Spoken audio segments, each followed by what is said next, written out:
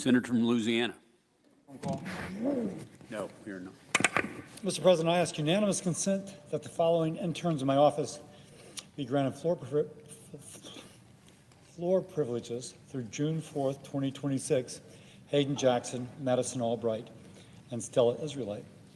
Without objection.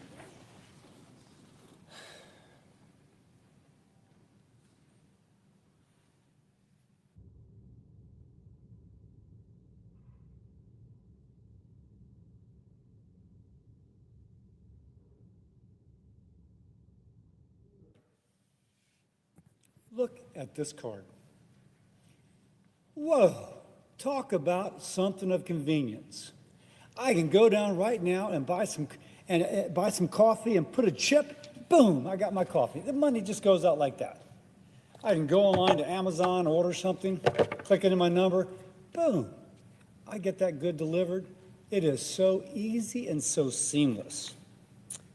Now, this, which makes our life so much better, can be perceived as a lifeline for a family struggling to pay their bills, because they can swipe and pay the bill when they don't have money, when they don't have the money in the account to cover with a check. Now the problem is that lifeline can become a noose around the neck and drag them to the bottom of the ocean, an ocean of debt. Mr. President, this is not a theoretical. We know that debt is a major driver of marital problems. They can't agree on money. The young couple breaks up. They have a child. The child grows up in a broken home. Money debt can just drive a wedge into a marriage with generational effects upon how future generations do. Now, it is convenient and it is a weight. So let's talk about, is this theoretical or not? The average typical family, kind of middle-income family in our nation, has an average of almost somewhere around $10,000 of credit card debt. Now, if we're speaking about a family of making $80,000 a year, which is kind of average income, and they got $10,000 credit card debt, they are not paying off that debt every month. They are sitting on that paying 18 to 22% interest. They are the ones who are suffering with that noose that gets tighter and tighter and tighter. So, where does the debt come from? Well, some of it's the groceries, some of it's gasoline. A lot of it is medical expenses. Somebody has a health insurance policy with a $6,000 deductible. They got to pay $6K. They don't have $6K, and they use their credit card. And that credit card debt mounts up. 60% of personal bankruptcies have to do with medical bills. Think about that. Nearly half of credit card debt is related to money spent taking care of a family's medical expenses. Half! And then that leads to the 60% personal bankruptcy. Now, we've got to do something. And Congress can't do it by itself. The executive branch can't do it by itself. It's something that we must do together. Whenever I see the executive branch put out another executive order, I kind of smile. Executive orders will be repealed by the next president of a different party who'll do a word search and boom, everyone's redone. And the family who thought they were getting relief gets no relief whatsoever. It's got to be something that we in Congress do, but we can only get something done if the branch engages. Now, Mr. President, I'm not speaking to you just for a second. I'm speaking to President Trump. Mr. President Trump, get engaged. Mr. President, too many people have this debt, $10,000 on their credit card related to paying in part for things such as medical expenses, and they are going down. That is something that we, Mr. President, you, the President, and we as Congress must engage upon. And by the way, Mr. President, I just so much want to work with you on that. If you invite me to the White House to bring a plan, which I'm about to describe, to work with you to have your impression upon it, let's do it. We may have differences. I have no difference with anyone who wants to truly help the American people and who truly acknowledges that they are putting expenses on this because they don't have the money in their banking account, and then they're paying 22% interest. Mr. President, let's do it together. Mr. President, your instincts, Mr. President Trump, your instincts were correct as we were debating the extension of the enhanced premium tax credits. You said we should not send money to insurance companies, we should send them to the patient. I am all with you on that, Mr. President. Right now, I am all with you. Because right now, we are sending taxpayer money to the insurance companies, and premiums are going up. The employer is paying more to provide employer-sponsored insurance for the employee, who's paying higher premiums, but the deductibles are higher. Hospitals are doing well. Insurance companies are doing really well. Mr. President Trump, it is the consumer, the patient, the employee at the firm who's doing poorly. And it's the employer who can't afford to hire more workers because the employer is putting more and more money into benefits. Not the salary, not the rate of wages, into paying higher premiums to the insurance company. We can do better than that. So, the idea that I have, I call it the MVP plan, the Money and Value for Patients plan. And just like Mr. President Trump, you argued in the debate over the enhanced premium tax credit renewal, let's give money to the individual, not to the insurance company. Because if you give money to the insurance company, they take at least 20% of it for profit and overhead. If you give it to the patient, 100% goes to the care they know they need. It takes power from bureaucrats and middlemen, and you give it to the patient. I am a physician. I learned long ago, you give power to the patient, and the patient does better. Let's give the power of the purse to the patient. And we call it the V, because you're going to have price transparency. And there's people in the private sector right now coming up with apps, and you scan your phone, urgent care center near me, it'll tell you where that urgent care center is that's the best value for your dollar. Because they have been able to figure out how much these urgent care centers charge. By the way, we're working in HELP Committee, the committee that I chair, to improve the power of price transparency so the patient will have even more information. So money in the pocket with value to the patient. That is the MVP plan. What's happening now? Well, we send money to the insurance company, as we said earlier. The employer is paying more. The patient is paying more. Insurance companies are making more money. Indeed, at some point, it seems like the patient is the excuse for profit for those providing the care, not the reason for the care in the first place. We've got to do better by the patient.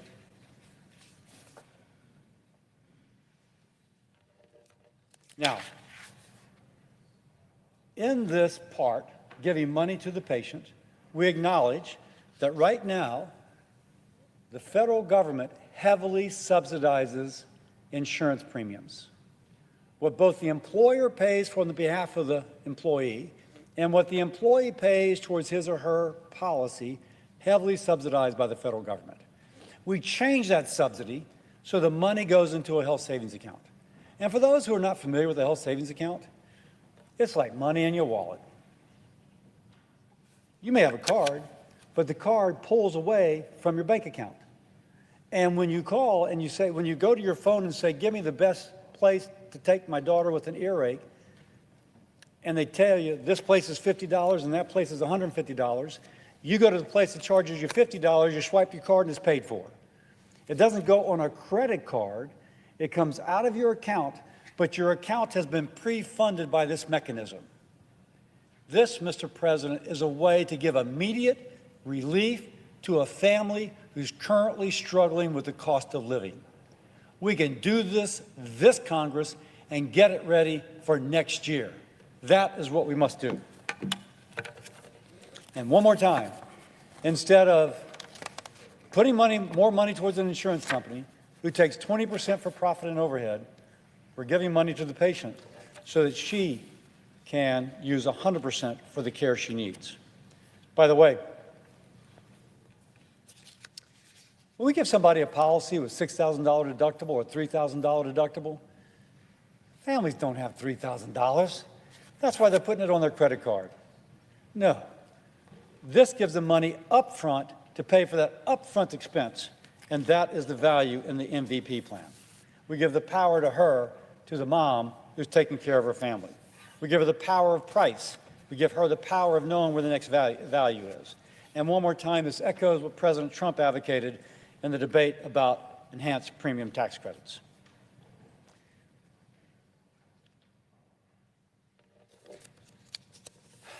Mr. Presiding President and President Trump,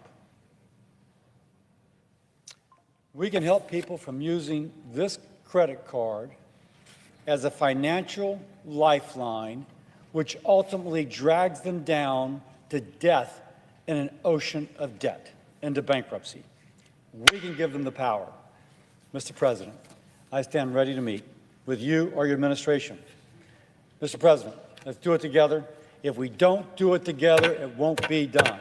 If it's not the President and the Congress working together, we will not save the American people with $10,000 credit card debt on average going into medical bankruptcy. Mr. President, show that you care about the people. With that, I yield.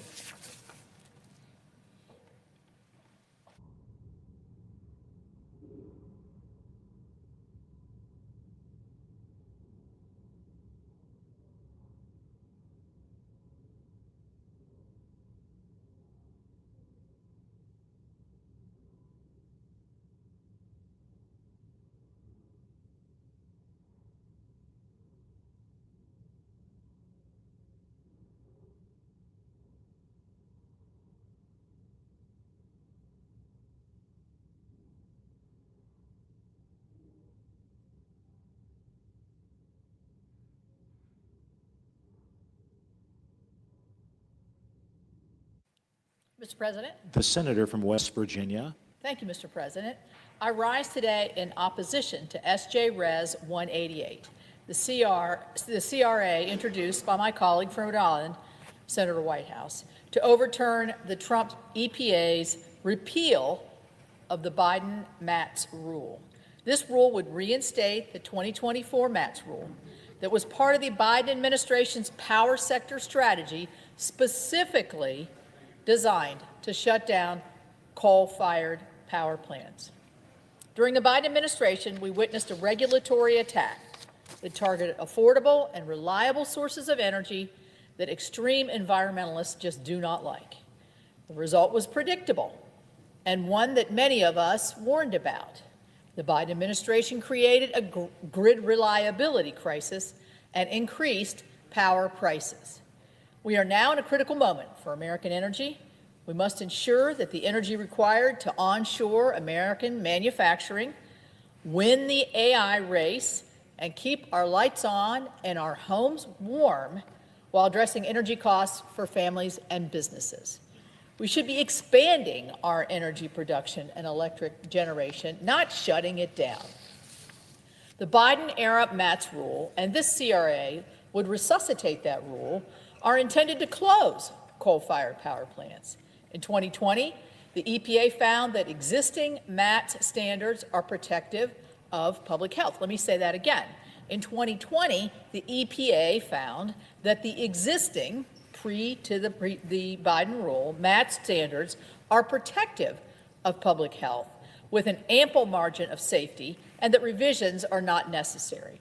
This finding was reaffirmed by and for the Biden administration. According to the EPA, by 2021, mercury emissions from coal-fired power plants were down 90% compared to pre-2012 levels. Despite these facts, the Biden EPA proceeded to finalize a rulemaking that had $860 million in compliance costs, which is twice as much as the claimed benefits. The Trump administration has rightfully repealed these unnecessary and stringent standards. This CRA would return to the failed policies of shutting down American energy, increasing consumer costs, and putting American energy workers out of business. So I urge my colleagues to vote no on this CRA, and with that, I yield the floor.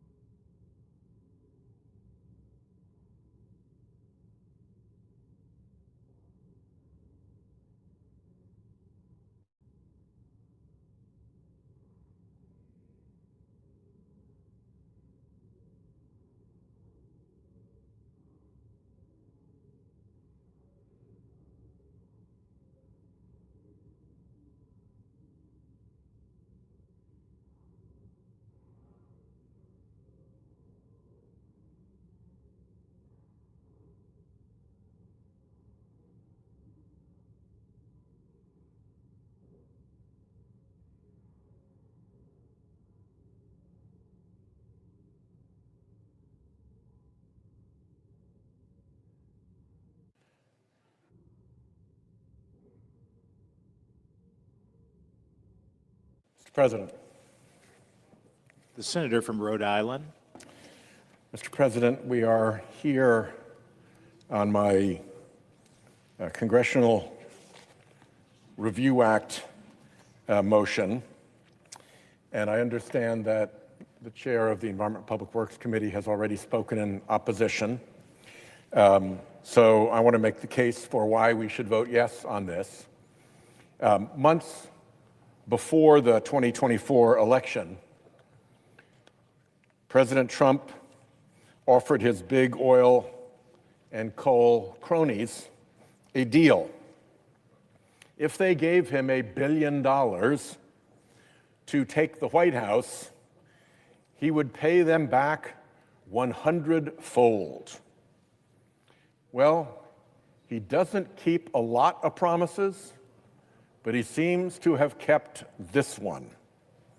Since taking office in January, Trump has bent over backwards to make big polluters happy, and Americans pay the price. This sweetheart billion-dollar deal for polluters has meant a number of things. One, basically a drive-by window handing out regulatory exemptions to individual coal plants and other toxic sources to pollute with impunity. Quite the drive-by window. That sweetheart deal meant ordering coal plants to stay online so that the coal dealers can continue to fuel them, even against the wishes of the local communities and even the utilities themselves. This sweetheart billion-dollar deal meant, and this is relevant to this particular motion, rolling back toxic pollution standards for every coal and oil-fired power plant across the country. EPA's mercury and air toxics rule established life-saving standards restricting emissions of the most dangerous air pollutants from coal and oil-fired power plants. And naturally, the Trump EPA rolled these health standards back. As dirty power sources go, coal is the dirtiest. Coal plants are the largest source of mercury emissions in the United States. Mercury pollution is bad stuff. And coal and oil plants also emit massive volumes of other toxic pollutants, including arsenic, lead, and cadmium. More bad stuff. Approximately 80 million Americans, including about 17 million children, live within 3 miles of one of those toxin-spewing, fossil fuel-fired power plants. Without strong rules limiting their toxic pollution, all those millions of Americans are exposed to unacceptable risk to their health and well-being. But in the Trump put polluters first world, that doesn't matter. We can do something about it, however, because the Congressional Review Act gives Congress the opportunity to vote on such evil regulations. With the Trump administration engaged in an effort at breakneck speed to tear down protections of Americans' health and safety and our environment, Congressional Review Act resolutions like this one can help hold the administration to account and protect Americans' health and safety while doing so. For those reasons, I urge my colleagues to vote in favor of this measure, in favor of the protection of those 17 million children in the harm zone of these toxins. And I now move to proceed to calendar number 409, SJ Res 188. The clerk will report. Calendar number 409, SJ Res 188, providing for congressional disapproval under Chapter 8 of Title 5, United States Code of the rules submitted by the Environmental Protection Agency, and so forth. I ask for the yeas and nays. The question is on the motion to proceed. Is there a sufficient second? There appears to be. The clerk will call the roll. Ms. Alsobrooks, Mr. Armstrong, Ms. Baldwin, Mr. Banks. No.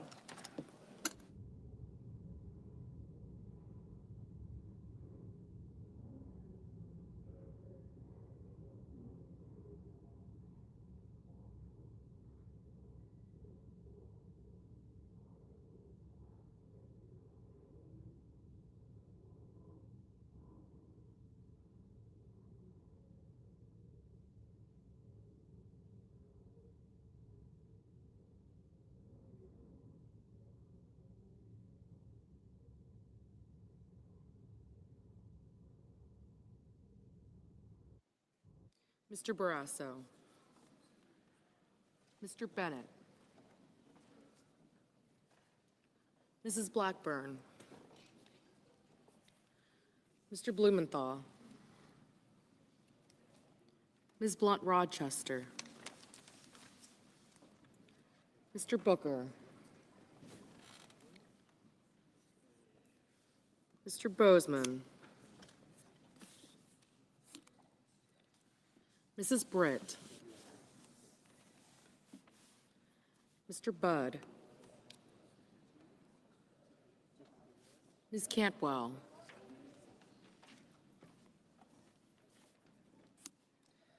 Mrs. Capito. Mr. Cassidy. Ms. Collins. Mr. Coons. Mr. Cornyn. Ms. Cortez Masto. Mr. Cotton.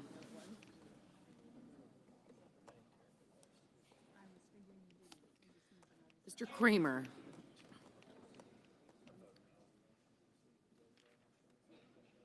Mr. Crapo. Mr. Cruz. Mr. Curtis. Mr. Daines. Ms. Duckworth.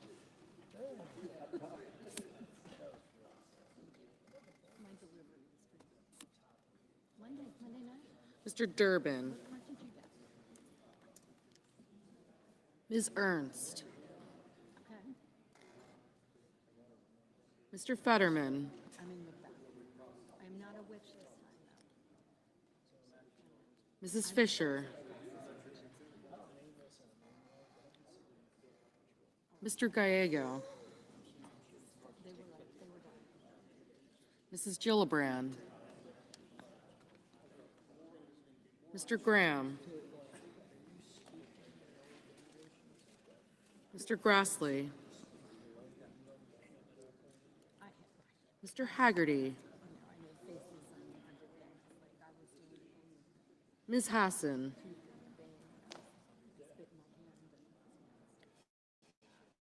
Mr. Hawley.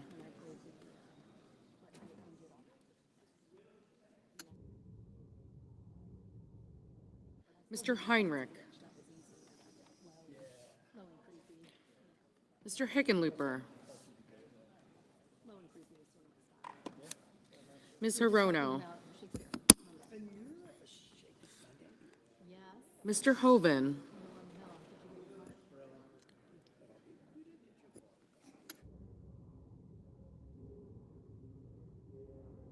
Mr. Husted.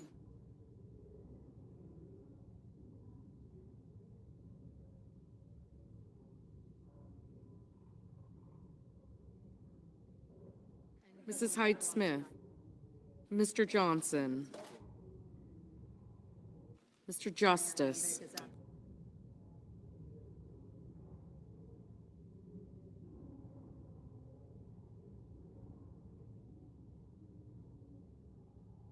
Mr. Kane.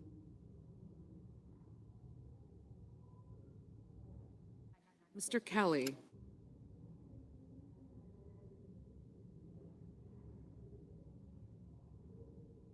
Mr. Kennedy. Mr. Kim.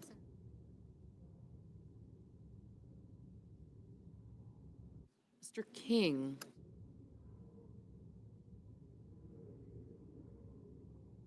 Ms. Klobuchar. Mr. Langford. Mr. Lee. Mr. Lujan. Ms. Lummis.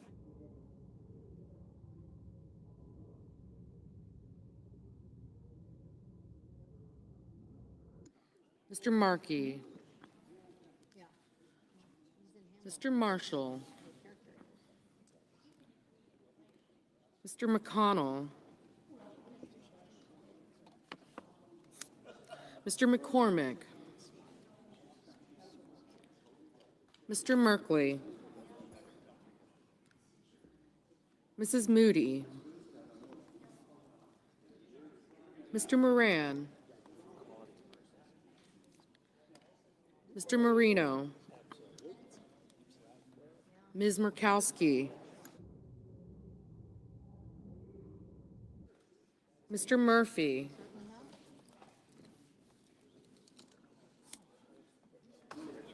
Mrs. Murray. Mr. Ossoff. Mr. Padilla. Mr. Paul. Mr. Peters. Mr. Reed. Mr. Ricketts. Mr. Risch.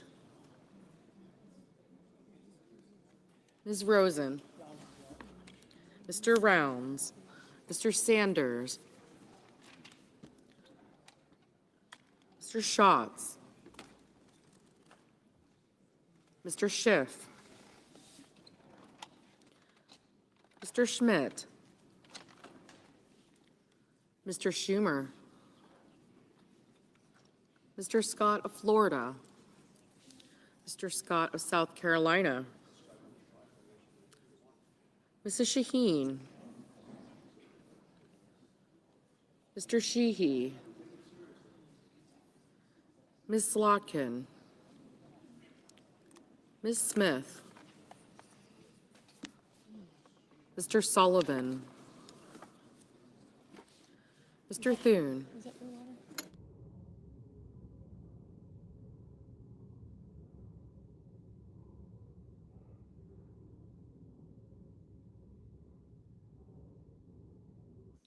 Mr. Thune.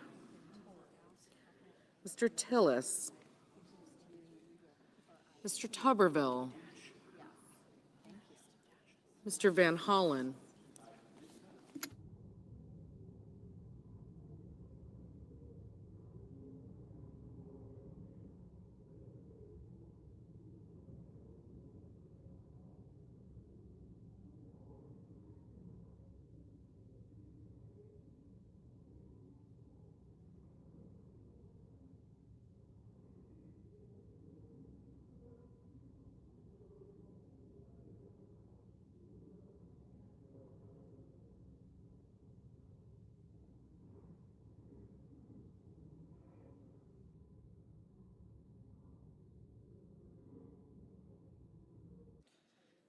Mr. Van Hollen. Mr. Warner. Mr. Warnock. Ms. Warren. Mr. Welch. Mr. Whitehouse. Mr. Wicker. Mr. Wyden. Mr. Young.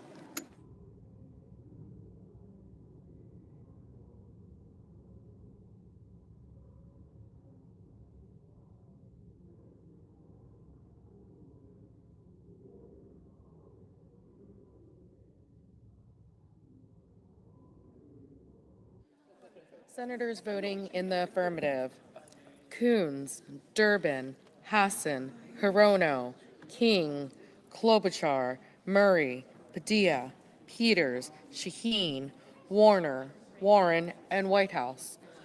Senators voting in the negative: Armstrong, Banks, Barrasso, Cornyn, Crapo, Curtis, Ernst, Fisher, Graham, Grassley, Husted, Hyde-Smith, Johnson, Kennedy, Lankford, Lee, McCormick, Marino, Risch, Rounds, Scott of Florida, Tillis, and Wicker.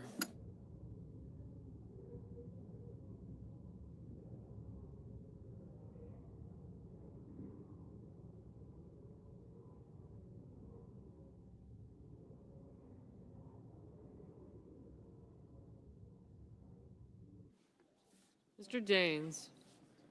No.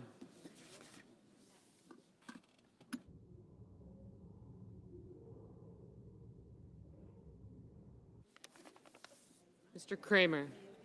No. Mr. Fetterman, aye.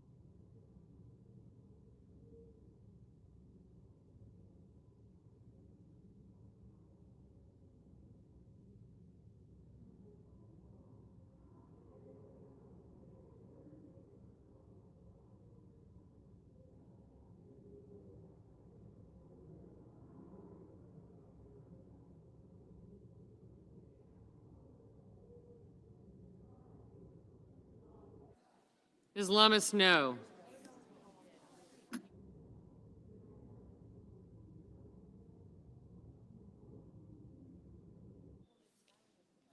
Mr. Blumenthal? Aye.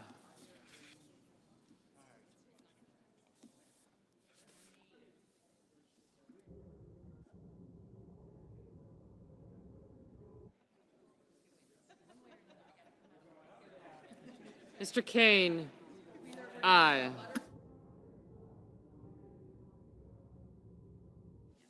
Ms. Slotkin, aye.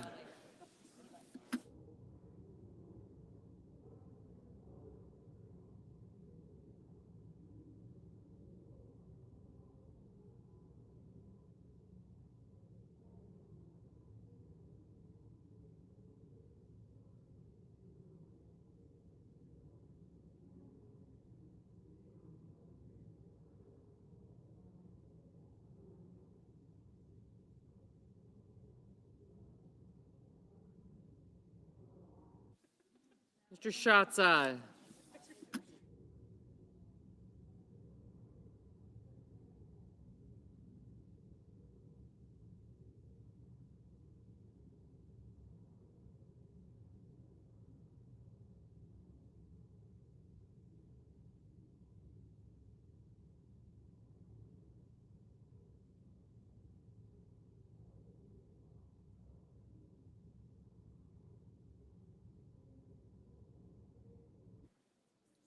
Mrs. Capito? No.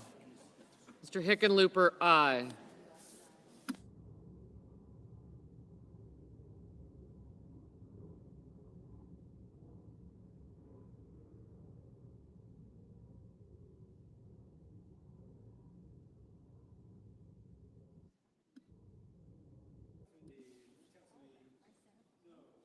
Mr. Cassidy, no.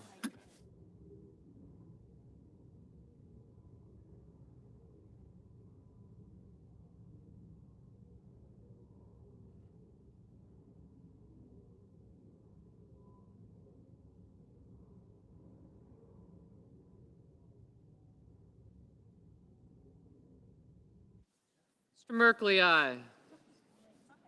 Mrs. Britt, no.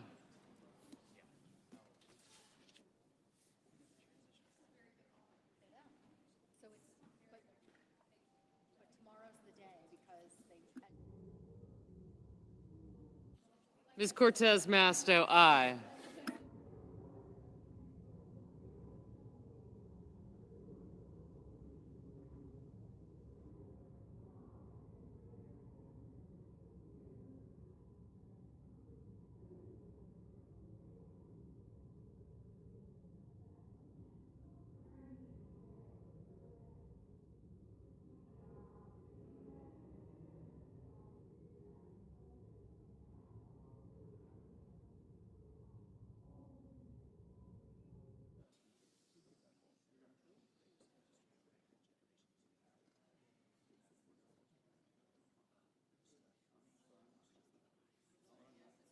Mr. Sullivan, no.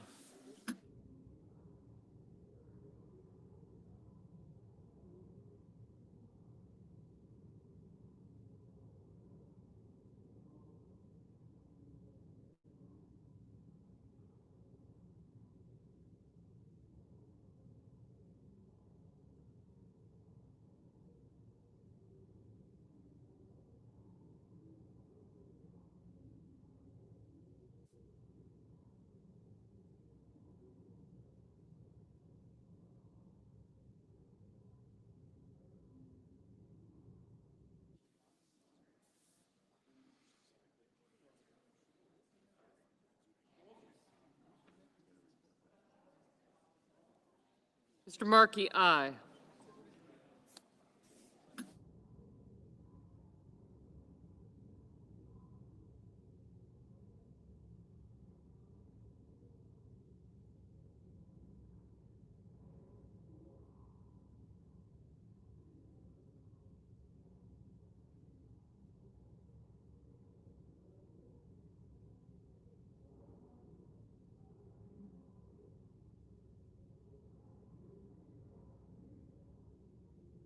Mr. Heinrich, aye.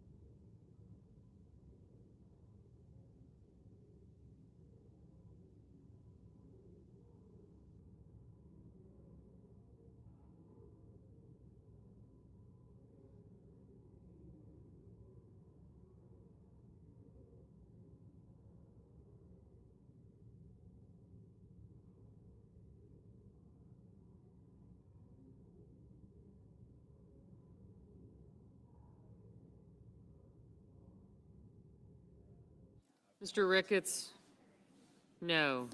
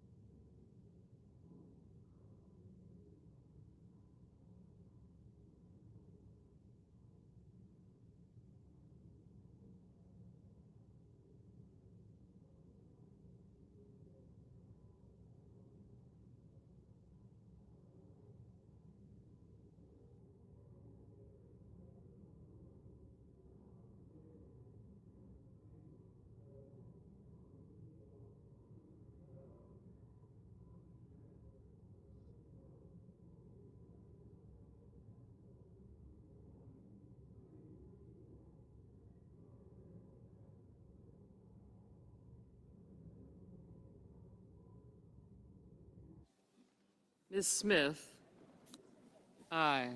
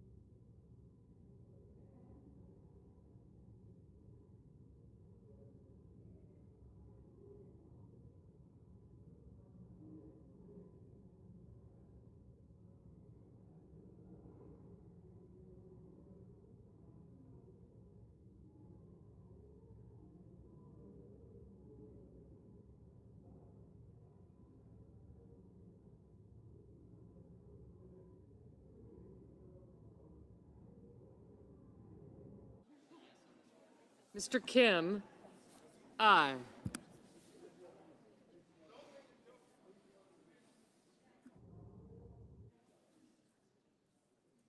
Mr. Reed? Aye.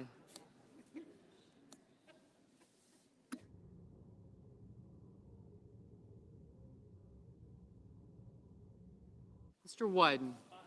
Aye.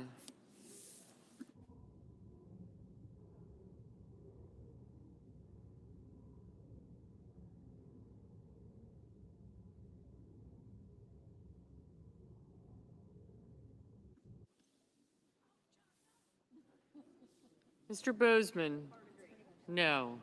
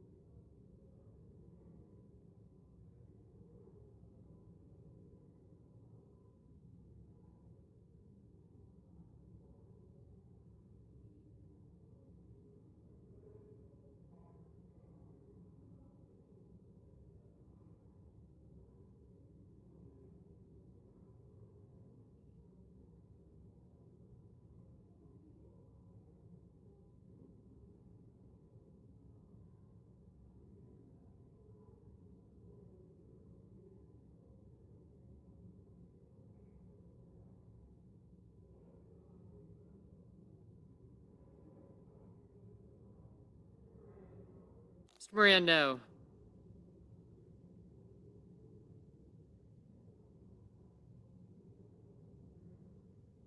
Mr. Budd?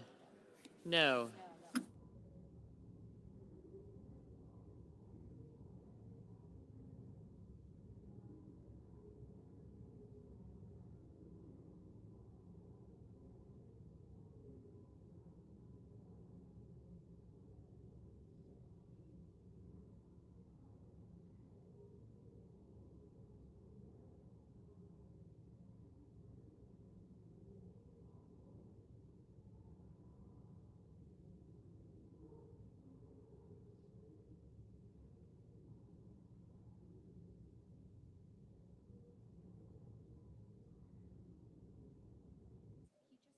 Mr. Murphy, aye.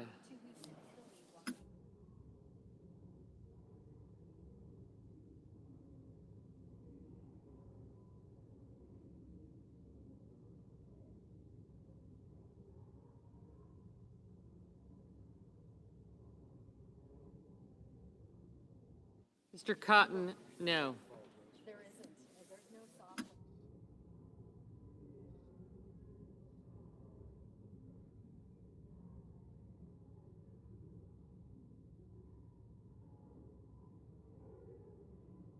Mr. Kelly, aye.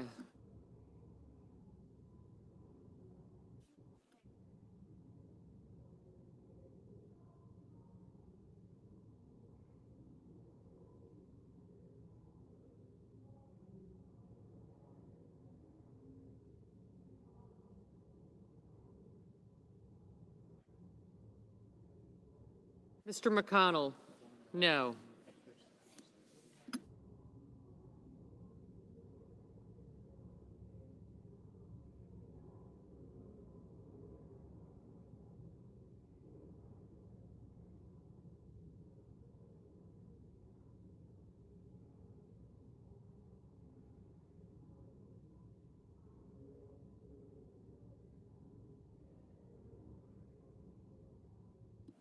Ms. Duckworth, aye.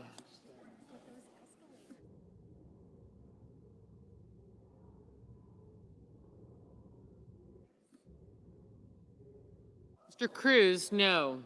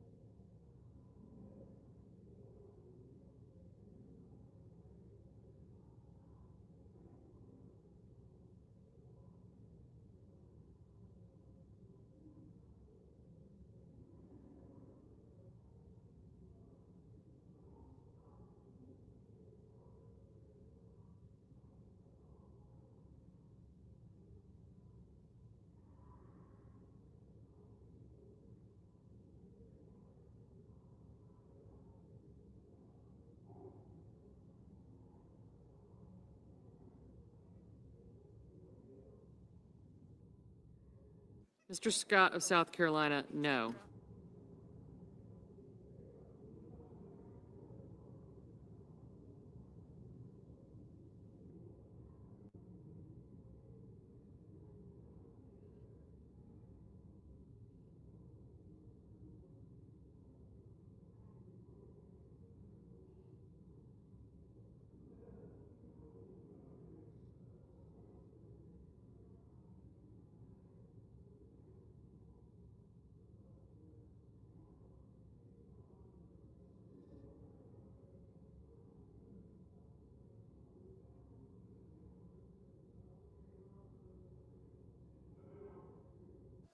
Mr. Young, no. Mr. Warnock, aye. Mr. Lujan, aye. Mr. Marshall, no.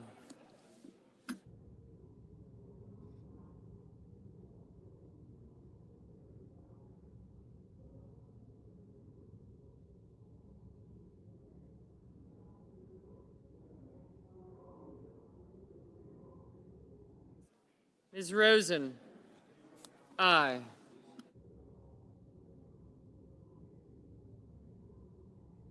Mr. Ossoff, aye.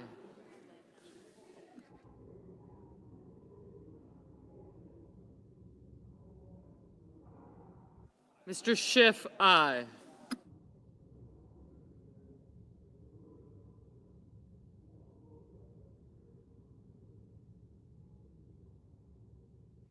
Ms. Baldwin, aye.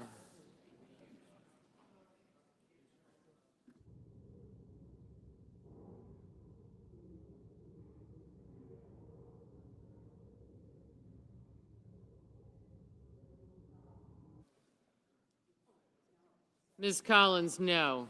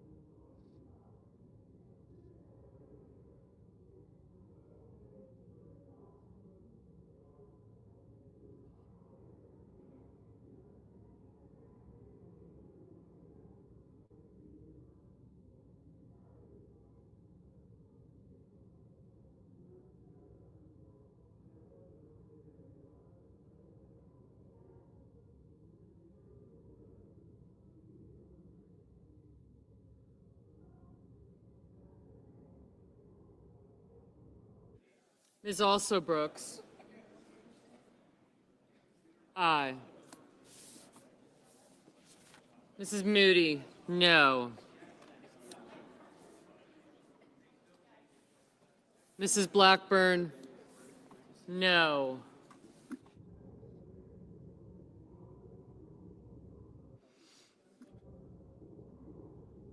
Mr. Tuberville, no.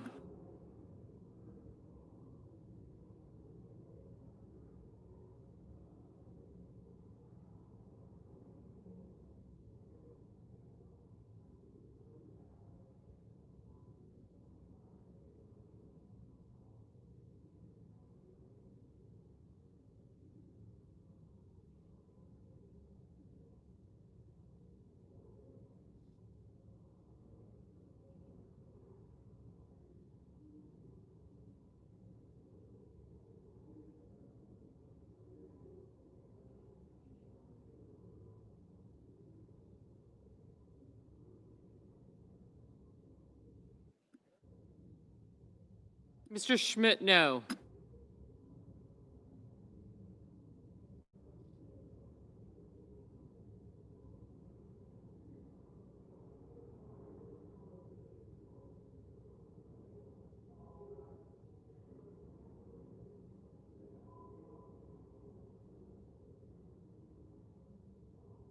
Ms. Blunt Rochester, aye.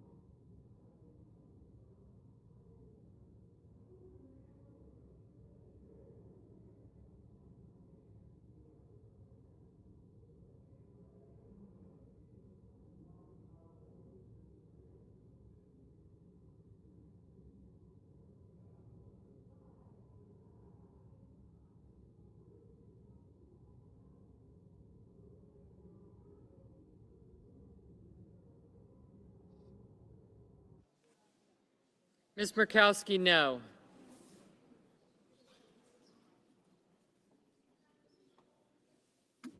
Mr. Paul, no.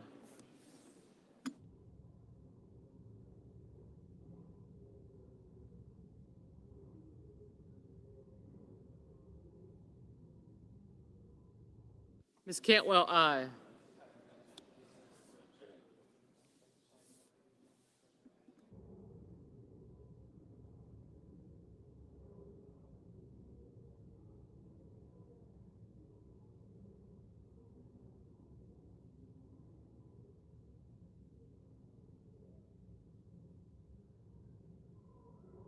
Mr. Gallego, aye.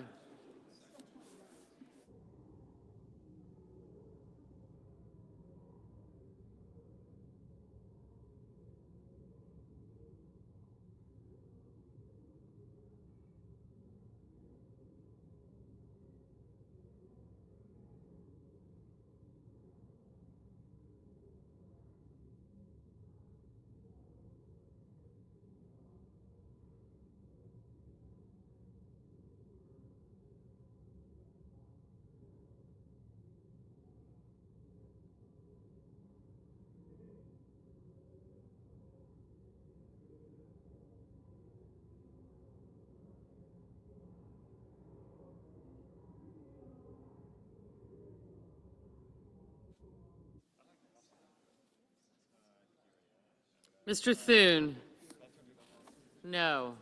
Mr. Sanders, aye. Thank you. Mr. Van Hollen, aye.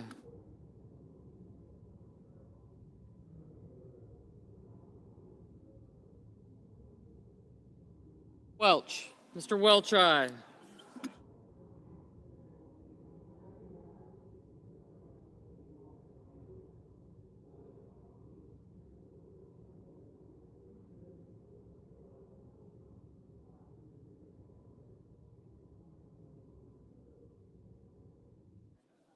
Mr. Haggerty.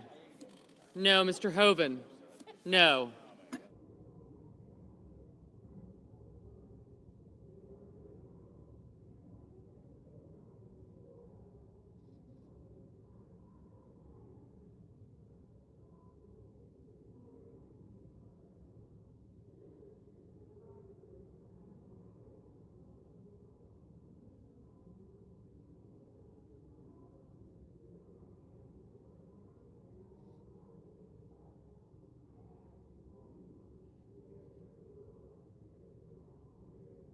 Mr. Sheehy. No. Mr. Booker, aye.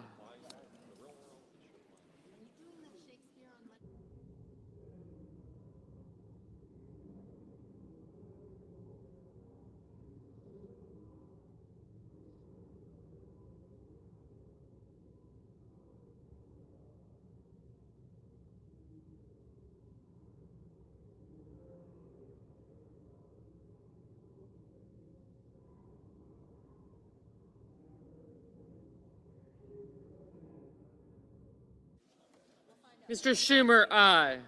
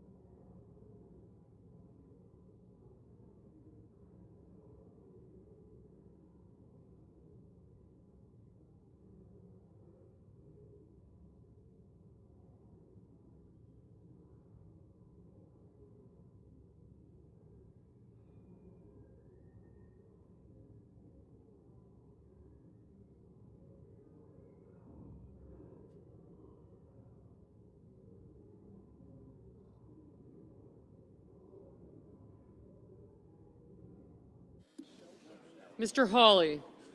No.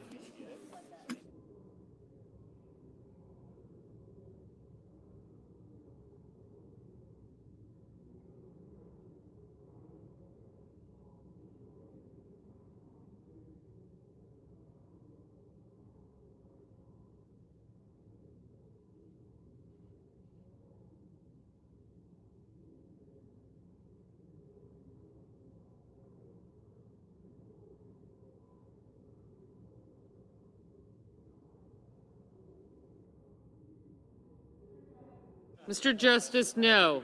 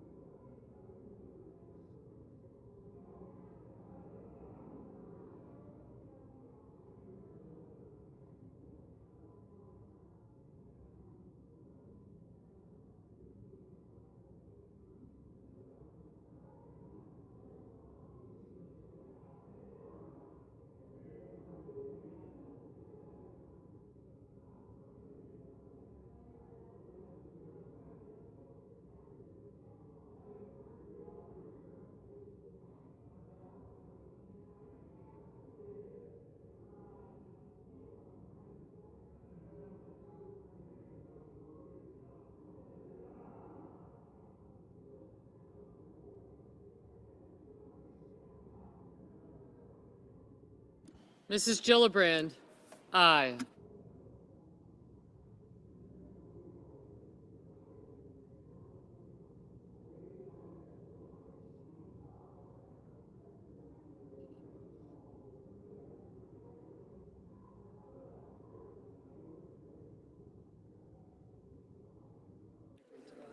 On this vote, the yeas are 46, the nays are 53. The motion is not agreed to. Mr. President, The majority leader, Mr. President, I move to proceed to calendar number 417, S2. the clerk will report. Motion to proceed to calendar number 417S2, a bill to provide for reconciliation pursuant to Title II of S-Con Res 33. Mr. President, I ask for the yeas and nays. Is there a sufficient second? There appears to be. The clerk will call the roll. Ms. Alsobrooks, Mr. Armstrong, Ms. Baldwin, Mr. Banks. Aye. Thanks. Thank you. Yep. Mr. Barrasso, Mr. Bennett. Thank you. Mrs. Blackburn. Got you. Thank you.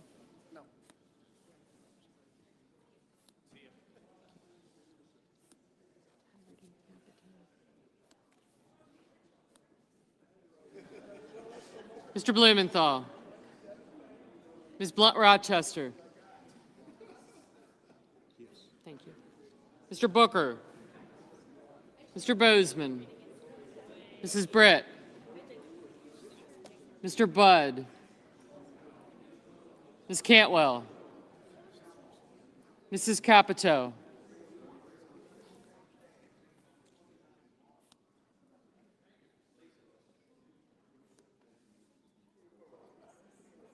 Mr. Cassidy.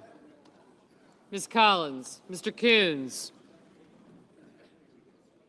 Mr. Cornyn.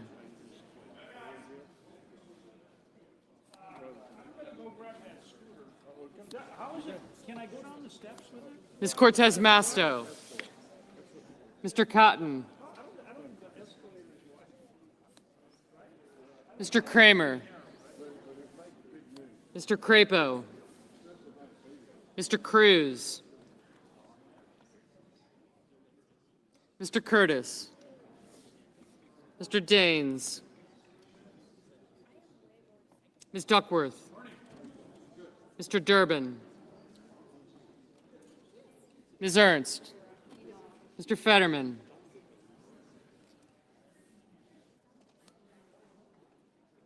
Mrs. Fisher. Mr. Gallego. Yep. Yep. Thanks.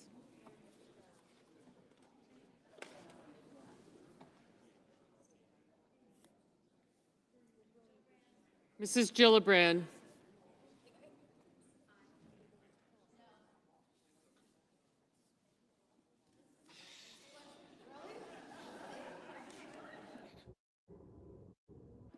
Mr. Graham.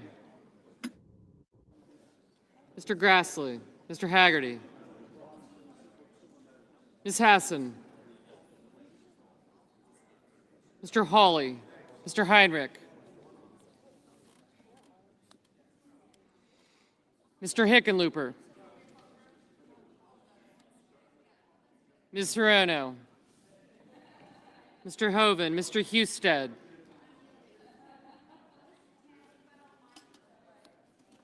Mrs. Hyde-Smith. Mr. Johnson. Mr. Justice. Mr. Kane. Mr. Kelly. Mr. Kennedy. Mr. Kim. Yeah, Curtis did. Good. Mr. King. Ms. Klobuchar. Mr. Langford. Mr. Lee. Mr. Lujan. Ms. Lummis. Mr. Markey.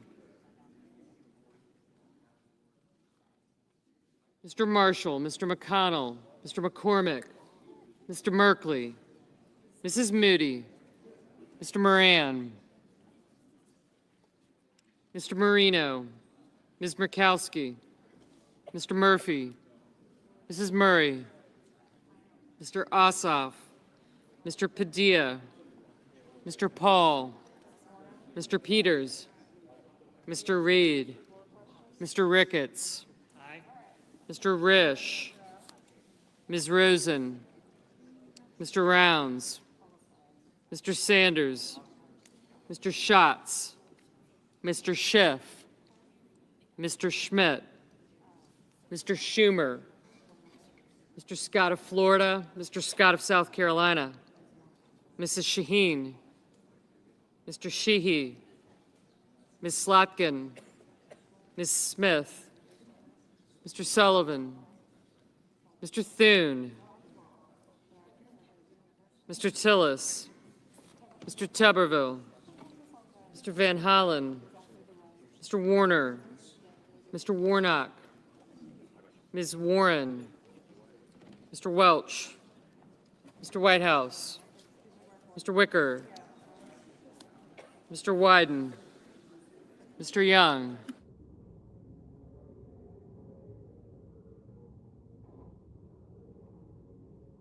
Senators voting in the affirmative: Banks, Barrasso, Blackburn, Bozeman, Budd, Capito, Collins, Cornyn, Cotton, Curtis, Haggerty, Hawley, Hoeven, Hyde-Smith, Justice, Kennedy, McConnell, Moody, Marino, Paul, Ricketts, Sullivan, and Young.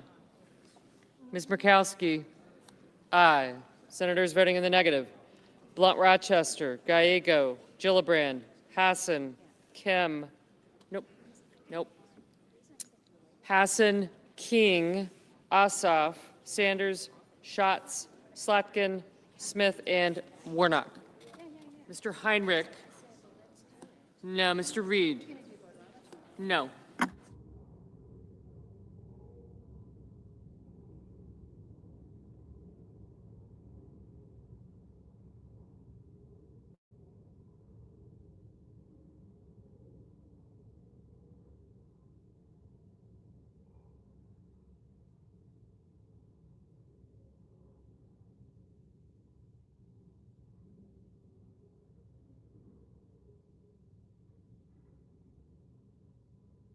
Mr. Thune, aye.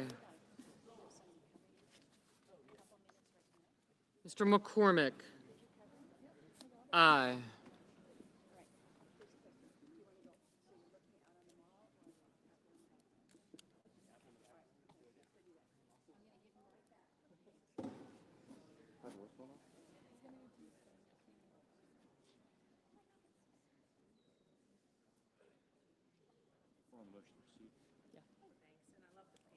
Thank you. Ms. Rosen, no.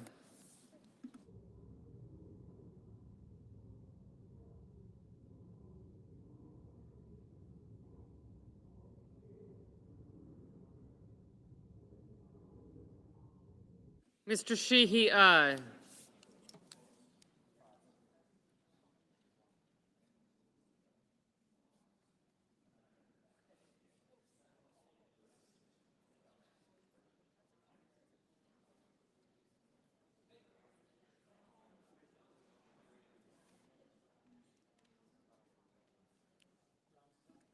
Mr. Rounds, aye.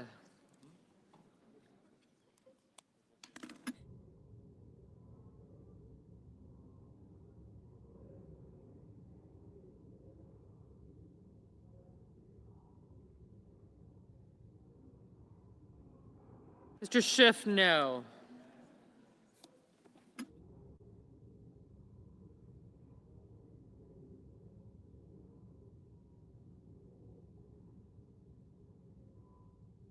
Mr. Warner, no. Mr. Langford, aye.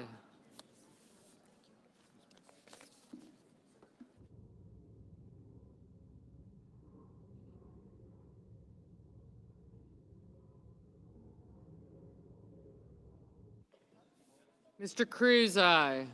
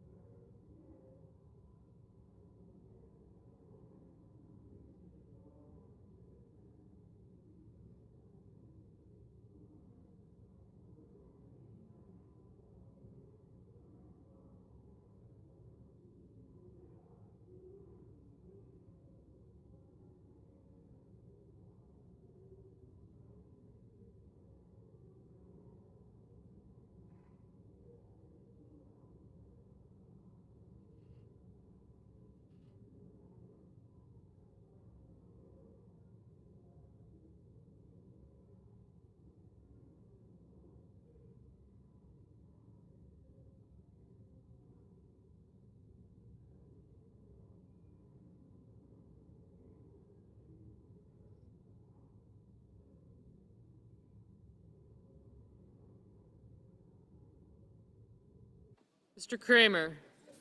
Aye.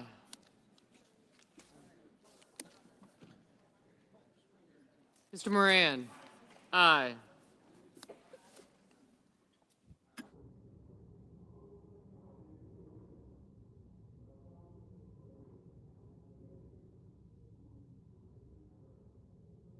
Mr. Kelly? No.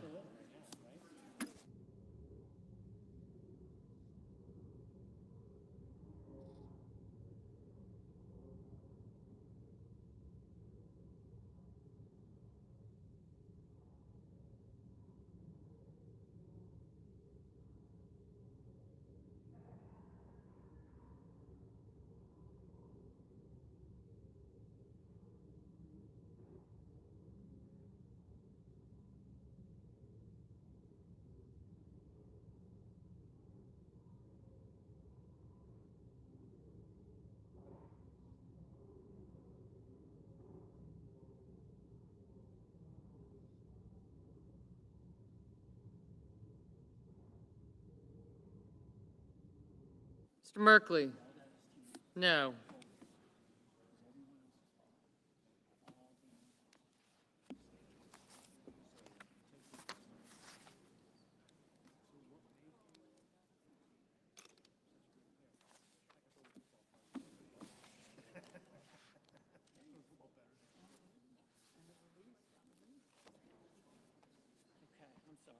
Don't worry about it.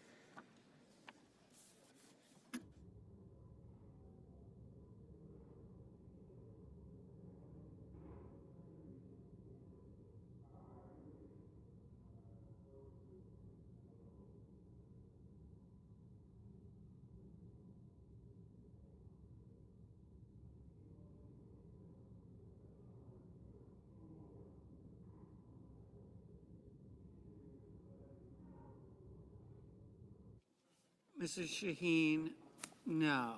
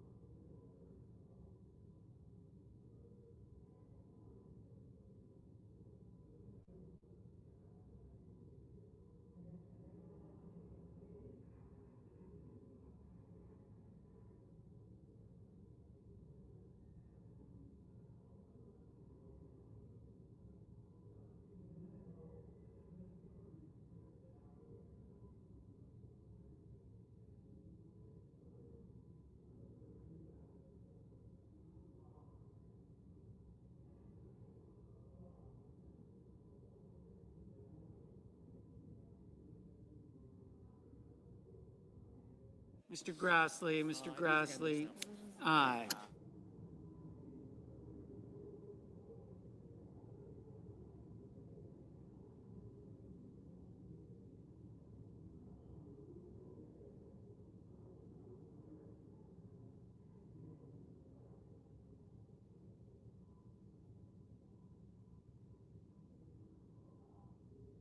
Mr. Wicker, aye.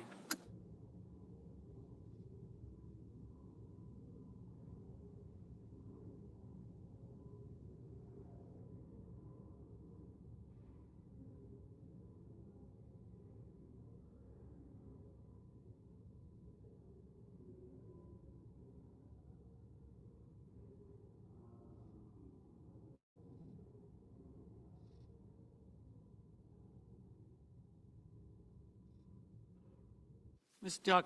Duckworth, no.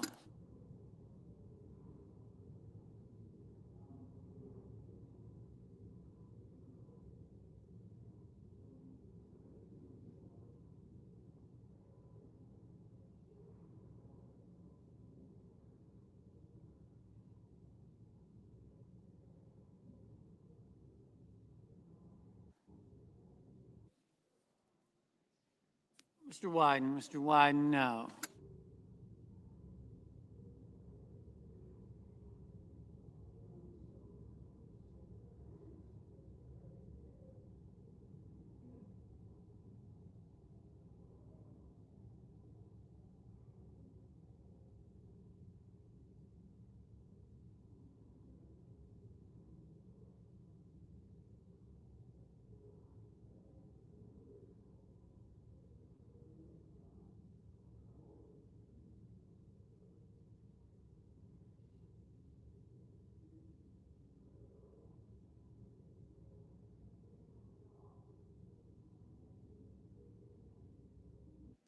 Mr. Rono, no.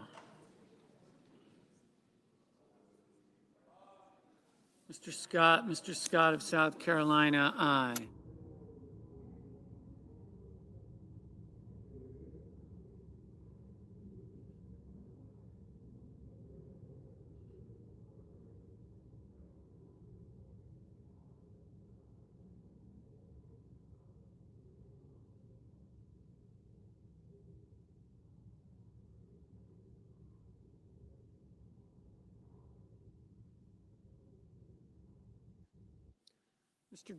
Mr. Graham, aye.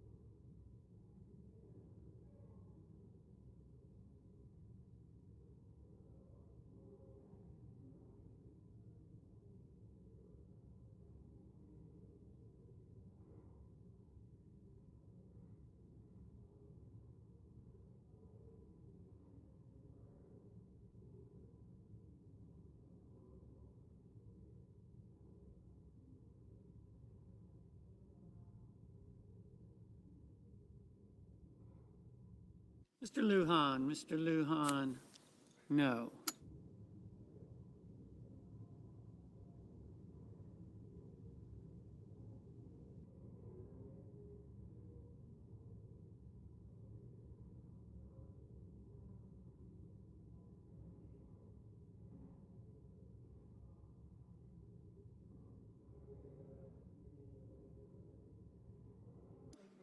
Mr. Marshall, aye.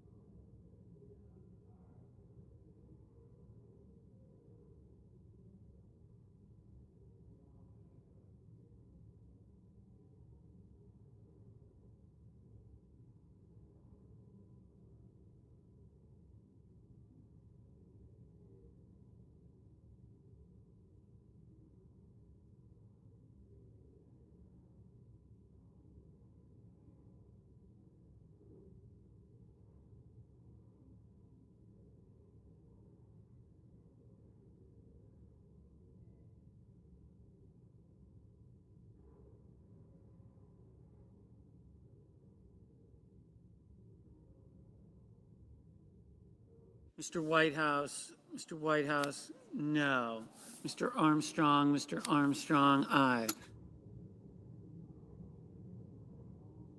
Ms. Cantwell, no. Mr. Scott of Florida, aye.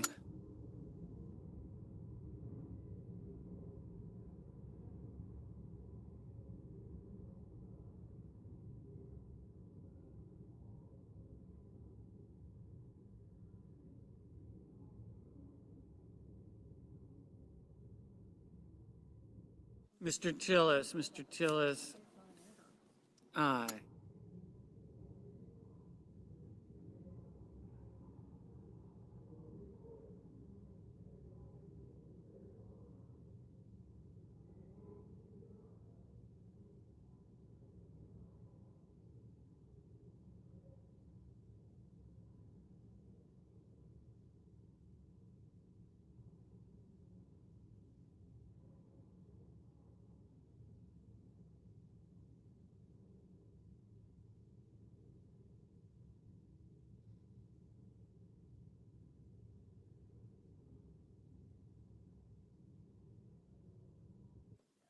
Mr.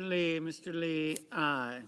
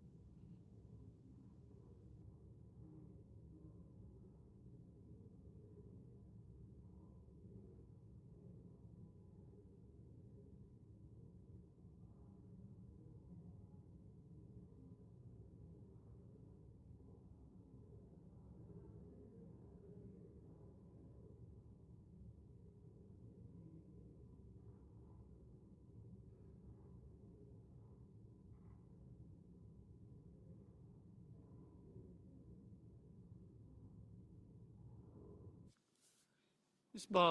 Baldwin, no. Mr. Murphy, no. Mr. Schumer, no.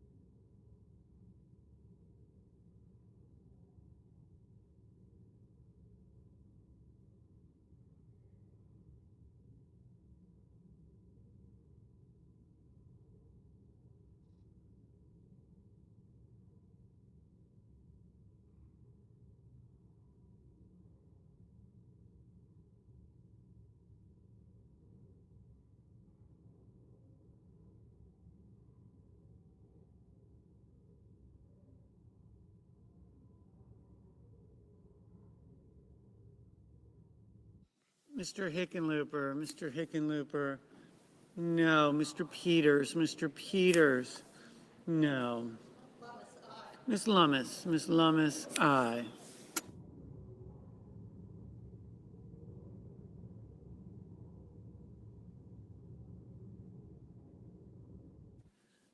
Mr. Crapo, aye. Mr. Risch, aye.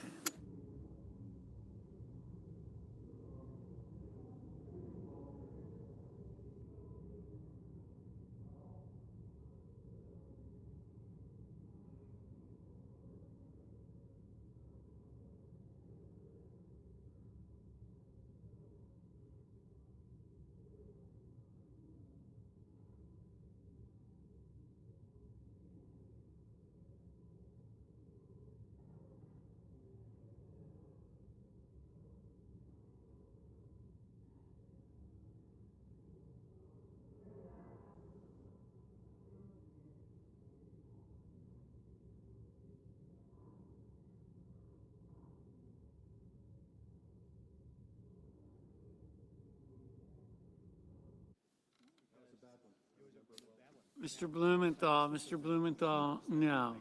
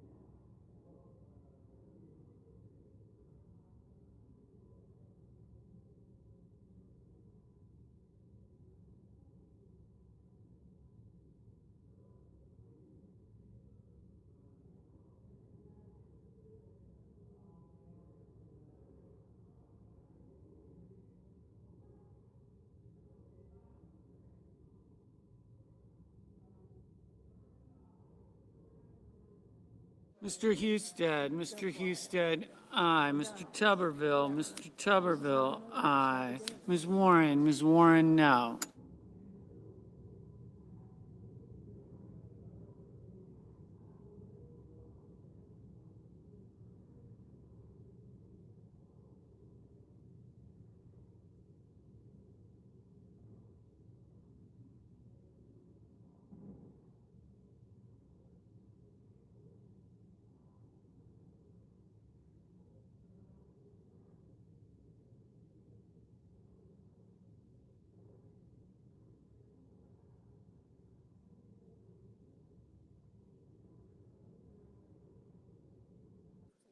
Mr.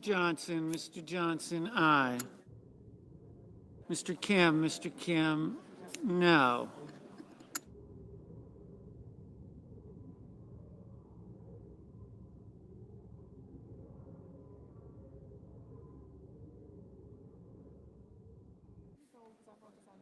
Ms. Alsobrooks, no.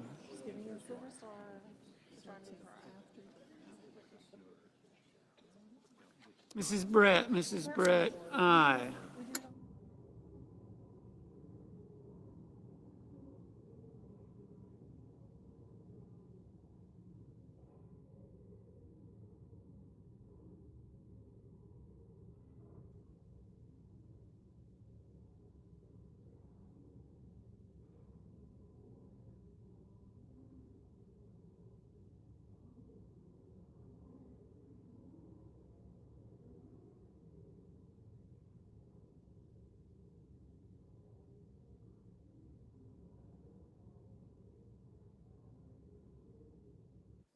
Mr.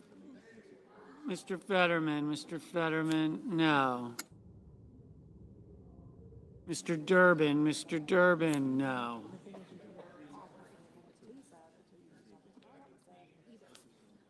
Mr. Markey, no.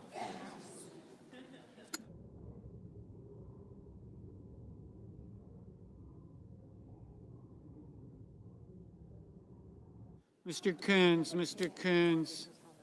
no.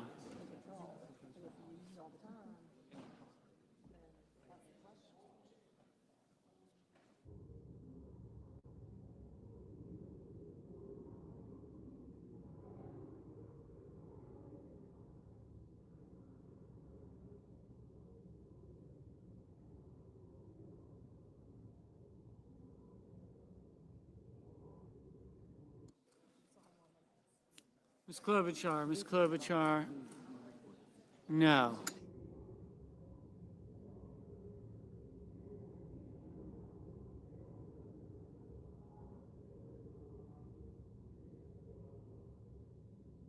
Mrs. Murray, no.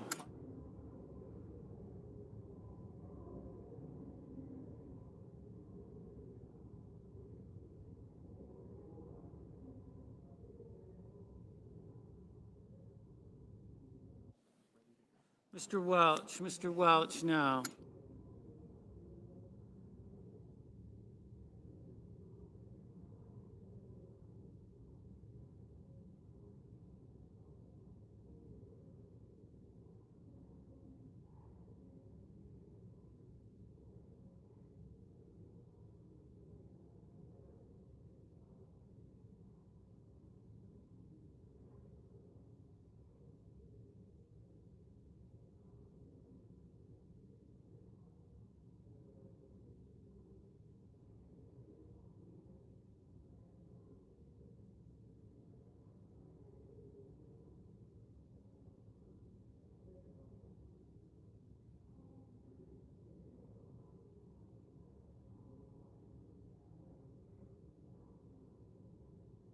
Mr. Cassidy, aye.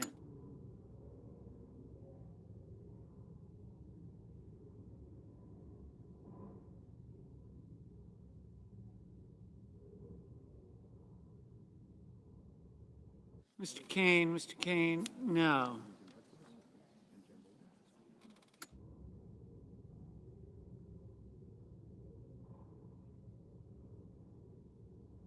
Mr. Schmidt, aye. Ms. Cortez Masto, no.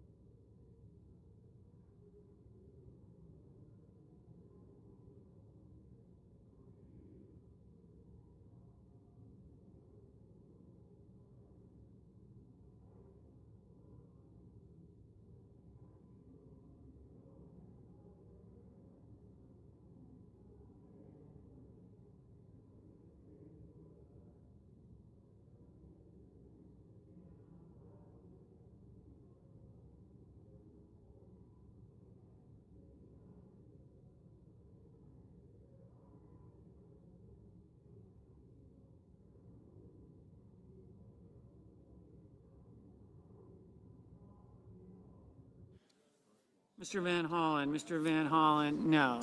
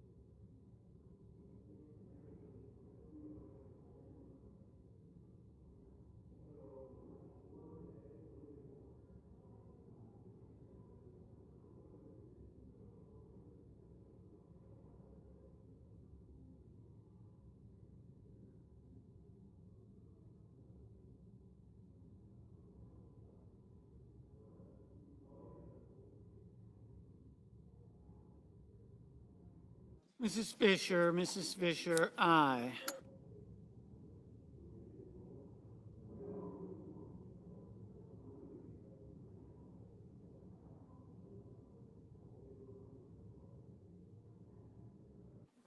Mr. Padilla, no.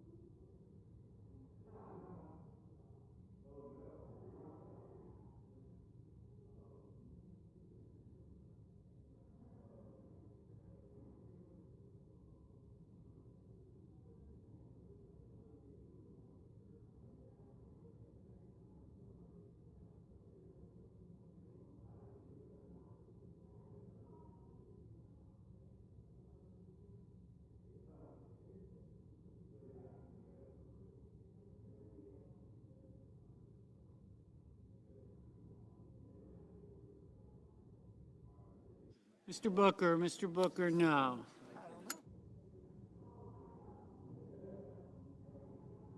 Ms. Ernst, aye.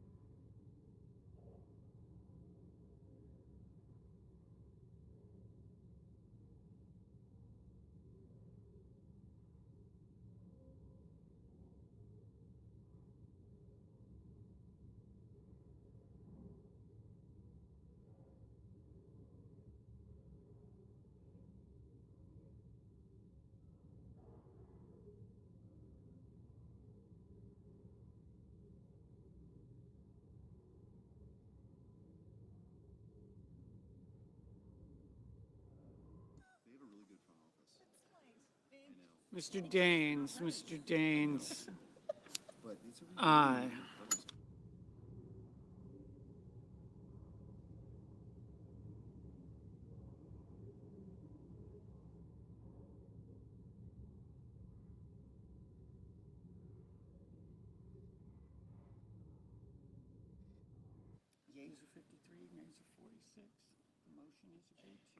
The yeas are 53, the nays are 46. The motion is agreed to. The clerk will report the bill. Calendar number 417S2, a bill to provide for reconciliation pursuant to Title II of S-Conres 33. Mr. President, Majority Leader. I call up amendment number 5453. The clerk will report. Senator from South Dakota, Mr. Thune, for Mr. Graham, proposes amendment number 5453. Mr. President. Majority Leader. I ask the reading be dispensed with. Without objection. Thank you, Mr. President.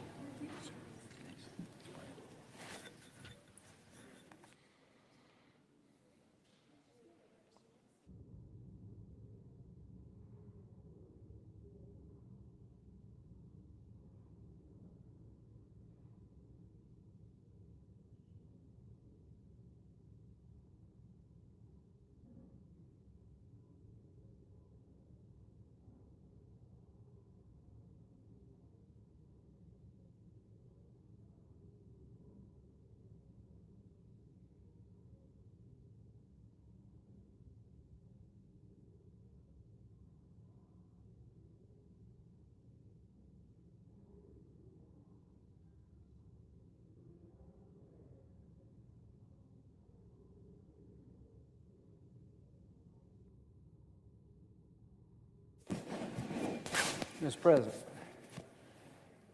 Senator from South Carolina. are we in a quorum call? We are not, Senator. Okay. I ask unanimous consent that the following staff members on my staff and from Senator Merkley's staff be given all access floor passes to the Senate floor during consideration of the bill. Megan Green, Lillian Meadows, Conrad Meek, Mike Jones, Melissa Piztiner, Jack Smith, Tyler Zigzor. Sorry about that, Tyler. Without objection. Thank you. Mr. President. Senator from Nebraska. Mr. President, 75 years ago, the voice of rural Nebraska made its debut on air. Broadcasting from Lexington, Nebraska, farm families officially had a voice, KRVN. KRVN doesn't just cover rural Nebraska, though. It belongs to rural Nebraska. The station started out out of necessity. Blizzards in the winters of 1948 and 1949 killed farmers and ranchers. Livestock and crops were lost, causing economic hardships. Women and children were left worrying about their husbands and dads. Farming and ranching families were also struggling to get relevant news and government updates. Our agricultural communities were facing a bleak reality. Timely, life-saving information was nearly impossible to come by. An industry that moves at the speed of information, and this was unacceptable. Agricultural economist and cooperative leader Max Brown had an idea, though. Max believed he could organize rural Nebraskans to fill the need. He envisioned a farmer and rancher-owned public service platform for agriculture, weather, markets, and rural education. This idea was untested and widely doubted. Despite of this, 4,719 farmers and ranchers each bought a $10 share to become owners of KRVN. And on February 1st, 1951, KRVN had its first broadcast. From this humble beginning, the station grew. Max hired well, mentored his staff, and ensured everyone knew KRVN's mission. Max's vision continued through the stewardship of his son, Eric, whom I knew when he worked at KRVN, and folks like Otto Geiger. Otto served for more than 30 years on the rural radio Association Board. They both guided the station through agricultural and media change while preserving the farmer-owned identity. Since its beginning, rural Nebraskans have received the info they need when they need it. Our rural communities are safer and better informed. Today, KRVN is the flagship of the Rural Radio Network. It is the only farmer and rancher-owned news network in the country. Their founding charter doesn't allow any of the joint owners profit. Revenues are reinvested in the station and into agricultural education. KRVN's unique ownership model and community commitment remains strong. We now have Nebraskans from multiple generations who can say they grew up with the voices of KRVN from dawn to dusk. The voices of radio legends like Dave Thorell kept Nebraskans company on long drives, and Jason Jorgensen brings play-by-play coverage of local high school sports into our homes. Even amid unprecedented disaster, Nebraskans know we can rely on KRVN and life-saving updates. Their coverage has included special wildfire broadcasts to help ranchers recover and find resources for rebuilding. They kept us informed on state politics and ag markets, and they kept us prepared during disasters. Over the last 75 years, KRVN has kept public service at the core of its work. Over the last 75 years, KRVN has been there for Nebraskans, and the need for KRVN still remains. AM radio stations in Nebraska and around the country are still the lifeblood of rural communities. In the Senate, I am working to preserve this important service. Every vehicle sold in the U.S. should be equipped with an AM broadcast radio at no charge. In Nebraska, we know this is common sense. My AM Radio for Every Vehicle Act would do that. KRVN was a necessity at its origin, and it remains a necessity today. Thank you to our farmers and ranchers who have made KRVN possible. I look forward to KRVN's next 75 years. Thank you, Mr. President.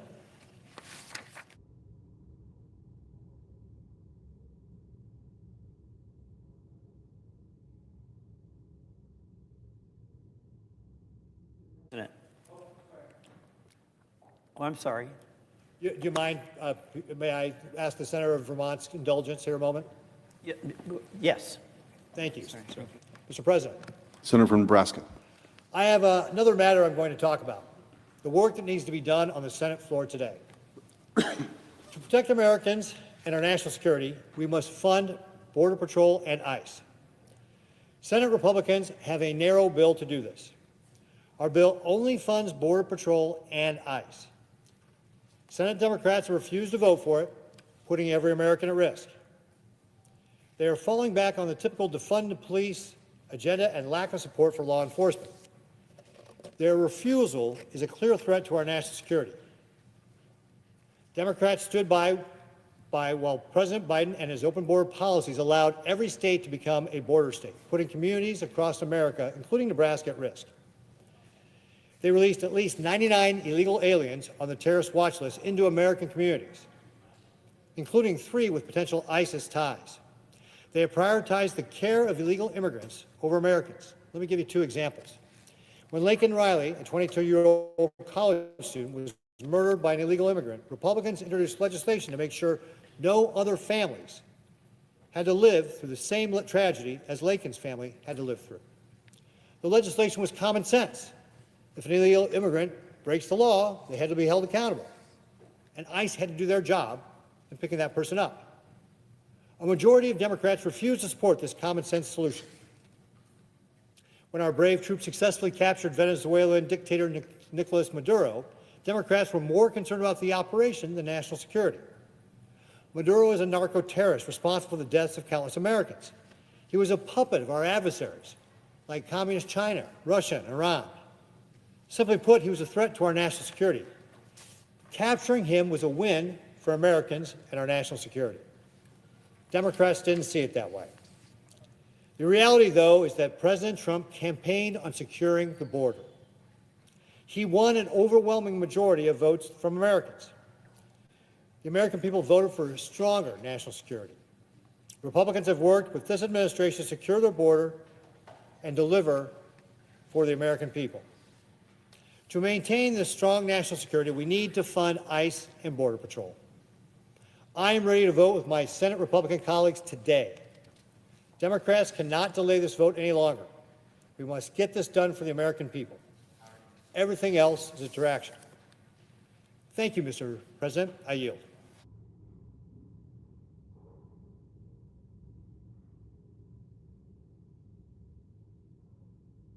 Mr. President, Senator from Vermont. thank you. I ask that the time used by Democratic speakers during today's session count towards the bill S2. Without objection.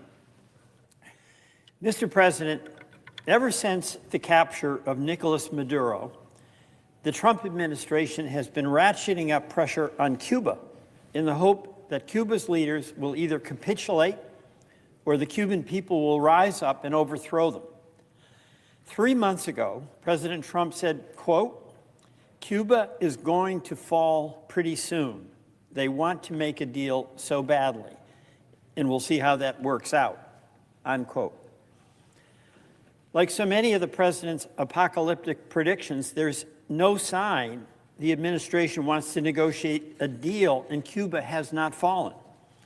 Instead, the U.S. oil blockade, which if the tables were turned, every one of us would denounce as an illegal act of war, has absolutely paralyzed Cuba's economy, and has plunged the Cuban people into darkness, into misery. Then on May 20th, the Department of Justice announced that it had indicted former Cuban President Raul Castro, who is 95. Another U.S. aircraft carrier group has been sent to the Caribbean. The writing on the wall is unmistakable. President Trump is tiptoeing up to leading us into another reckless war, this time with Cuba. Mr. President, Cuba is a bankrupt country. It's smaller than Virginia. It has neither the capacity nor intention to threaten the United States. And even before the Trump administration cut off the oil, Cuba's economy was barely functioning.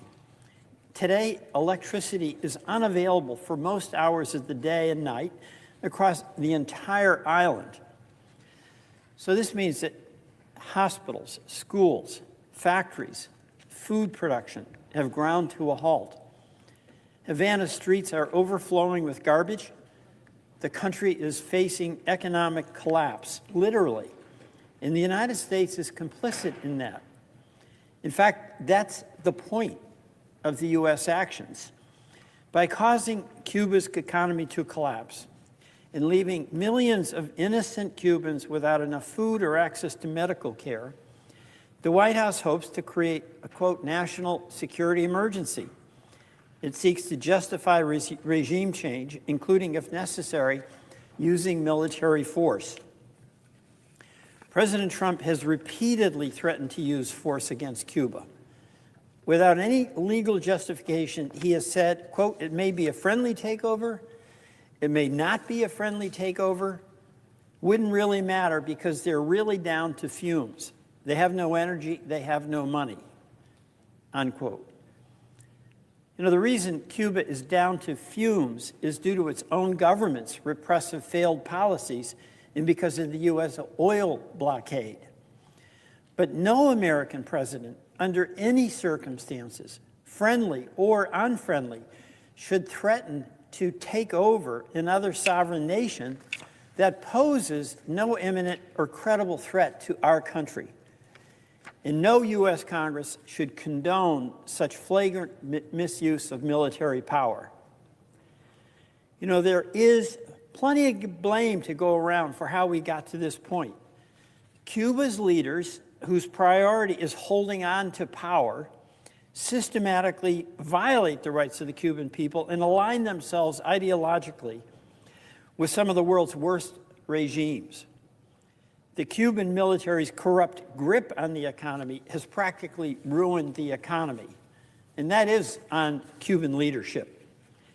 But for our part, the United States has tried to overthrow the Cuban government by armed invasion, by assassination, financing Cuban dissidents, in imposing a web of punitive sanctions with extraterritorial reach. Yet after 65 years, the U.S. embargo has not achieved any of its goals. Instead, it has contributed to the daily suffering of the innocent Cuban people.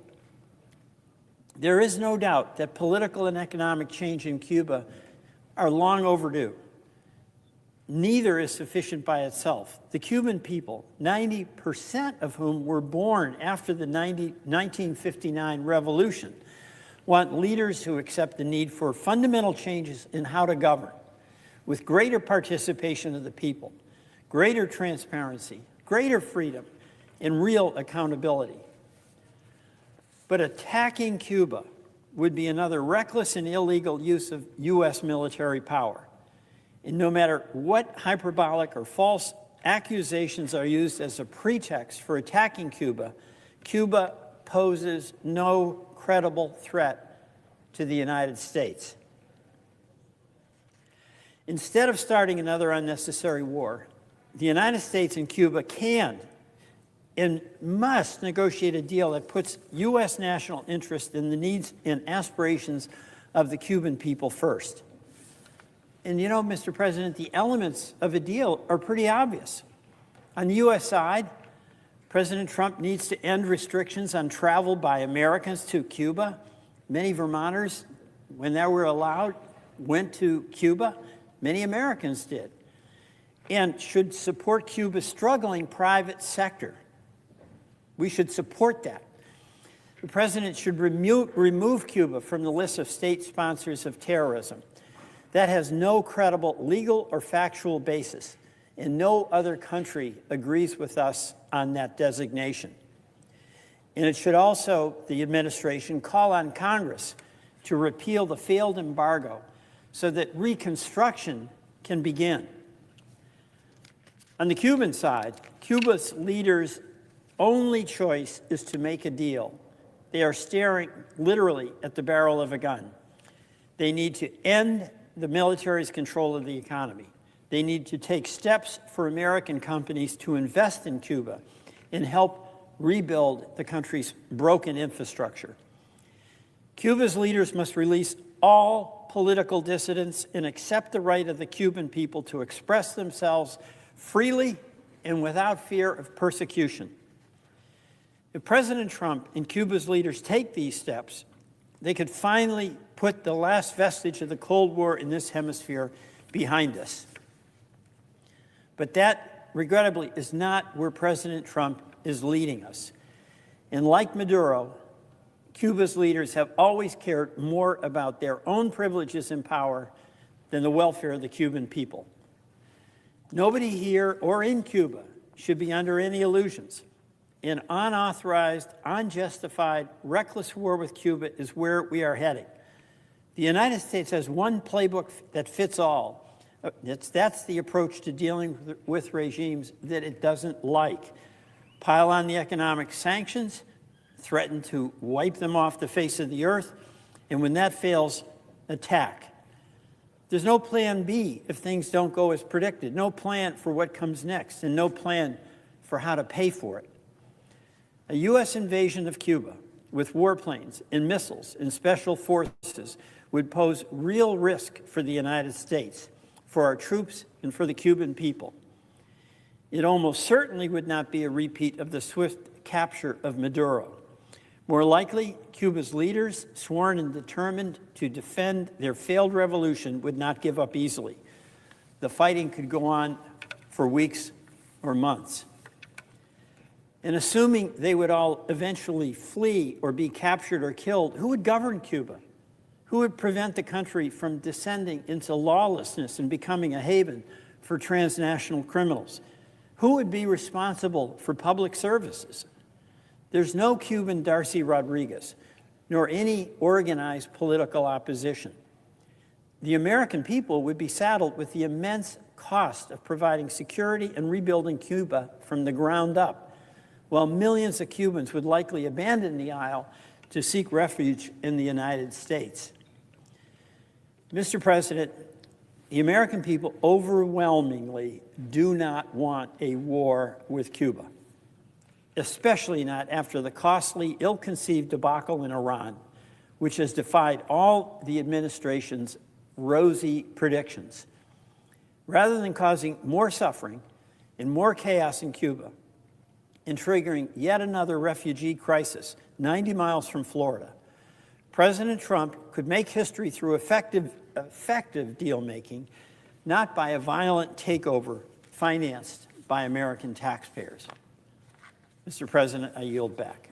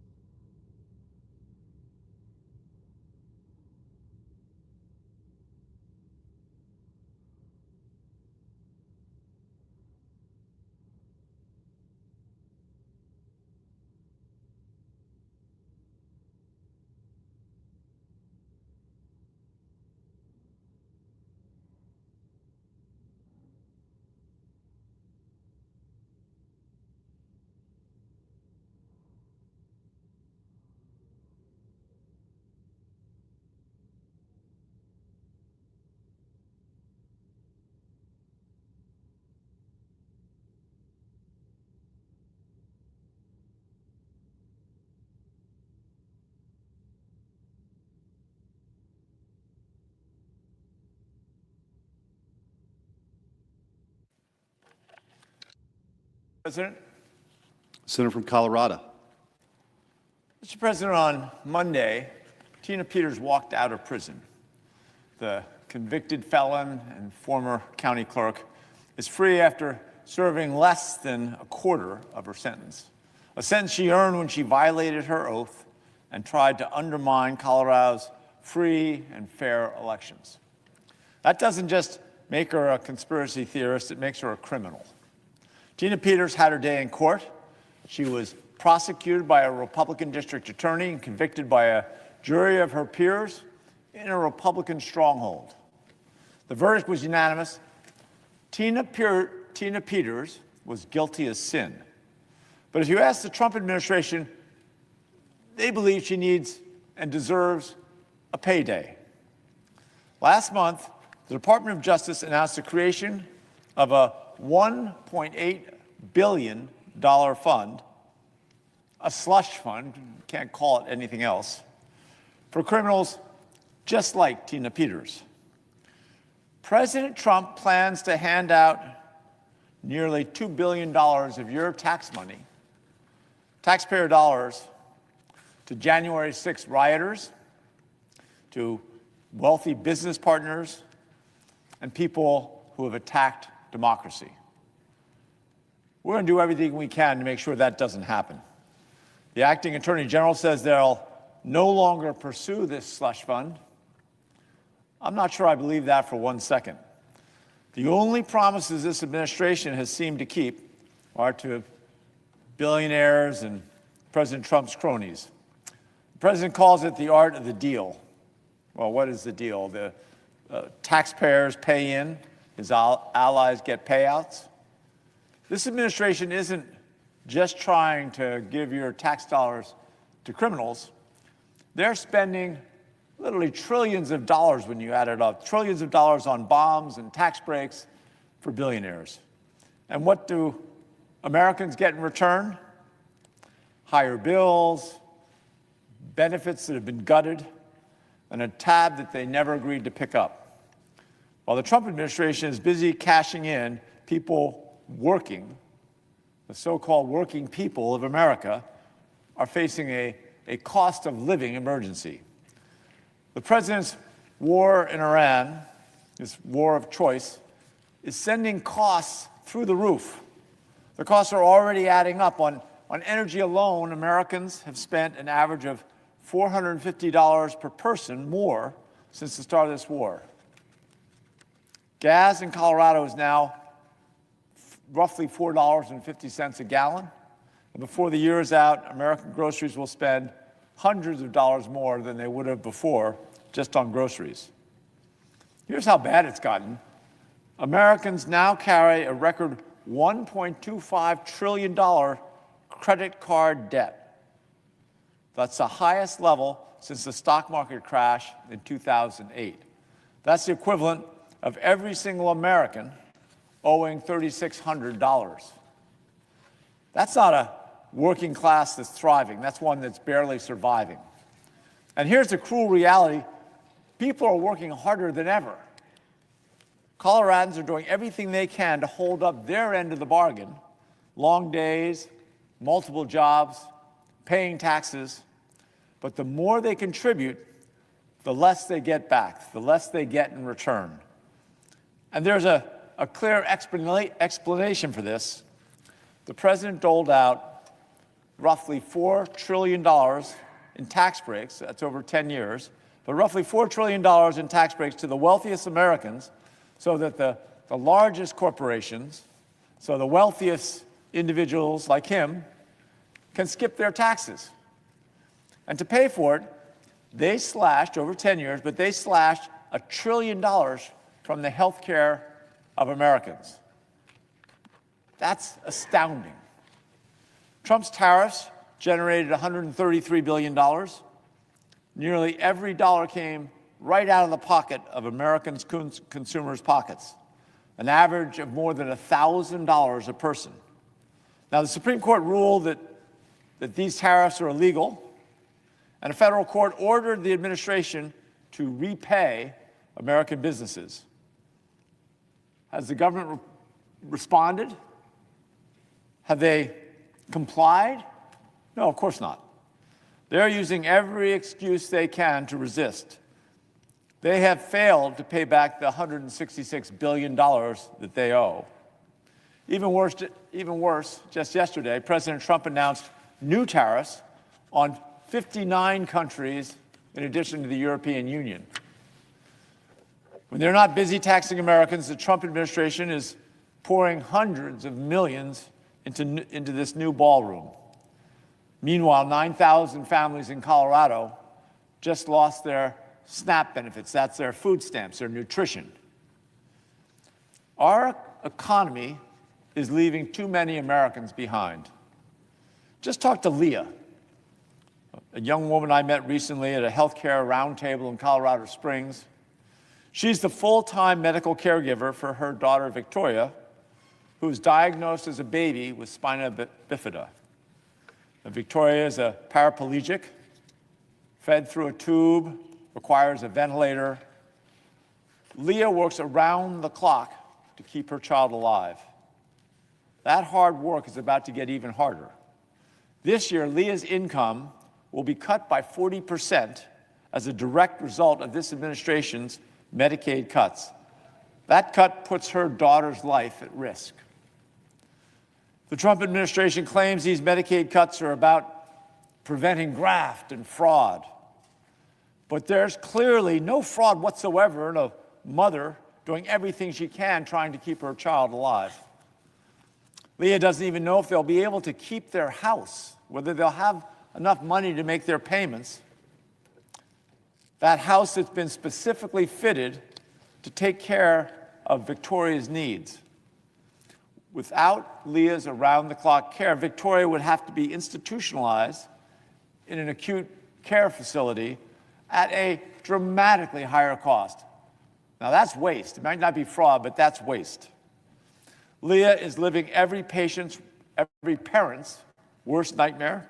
She works as hard as she possibly can every day to try and keep her child alive. And now it's still not enough. So many Americans are living with these kinds of fears. At a local nonprofit in Boulder, I take that back, at a local nonprofit in Denver, I met a woman named Brittany who told me that healthcare is one of her biggest stressors, one of the major things that causes her emotional stress. Brittany's daughter recently had a severe asthma attack. Brittany watched her daughter gasp for breath, begin to turn blue. In that split second, she faced a second fear. Should she rush her daughter to the hospital herself and risk the drive with no one to care for the daughter, or call an ambulance, which she knew she wouldn't be able to afford? It's a fear no parent should have to live with. The Trump administration made it a reality because they chose these tax breaks for the wealthiest people in this country, many of whom, if not most of whom, don't even want the tax breaks. But they chose tax breaks for these billionaires over health care for working people. At another event in Denver, I met Louisa, who spends $90 a week on gas as she drives 28 miles to work and home every day. She had moved further from Denver because the housing was more affordable. Now she wonders if she made the right choice. Louisa is watching costs increase while she takes home less every week. She does everything she can to insulate her kids from fear, from her fear.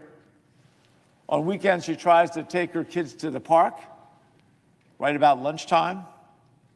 She hopes they're too busy playing to remember how hungry they are.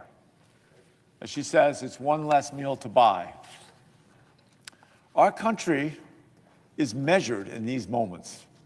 The way we care for the most vulnerable. The life or death journey between the house and the hospital. The cost to fill an empty refrigerator. By every measure, our president, President Trump, is failing. He's run up costs, he's paid himself and his friends, and he's stuck Americans with the tab. He's waiting for Americans to pay the bill. This is the moment where we decide whether that is acceptable. Whether the people who work the hardest, already pay the most, and ask for the least, finally get a country that works for them. It's a question that echoes throughout our entire history, one that built the civil rights movement, women's suffrage, and the long fight for workers to have a seat at the table. At its core, it's an American question. Who does this country actually work for? This administration has given their answer to Coloradans. Leah from Colorado Springs will lose close to $80,000 in support. Brittany calculates the cost of an ambulance while her daughter is turning blue, can't breathe. Louisa hopes her kids will not remember that they're hungry. Americans fund the system, and Trump takes billions for himself, and Americans get the shaft. We know there's a better way. Americans have held up their end of the bargain long enough. Long days and multiple jobs, the taxes paid over long periods of time. They've earned more than a slush fund for felons, more than a government that builds ballrooms while 9,000 Coloradans lose their groceries. And these are families that are struggling to put food on the table. It's more than an administration that takes everything and returns nothing. Now, we've introduced an amendment to stop election criminals like Tina Peters from getting a dime of your taxpayer dollars. Soon, Republicans are going to be forced to vote on it. So while hardworking Americans struggle with rising costs, those who undermine our elections are the last people our government should subsidize, the last people that should ever get your hard-earned tax dollars. We need to put an end to the slush fund. We need to put that end in writing so the Trump administration can't change their mind later on. Working Americans have paid in too long to keep getting played, and we will fight tooth and nail to make sure they get what they're owed. Thank you, Mr. President. I yield the floor.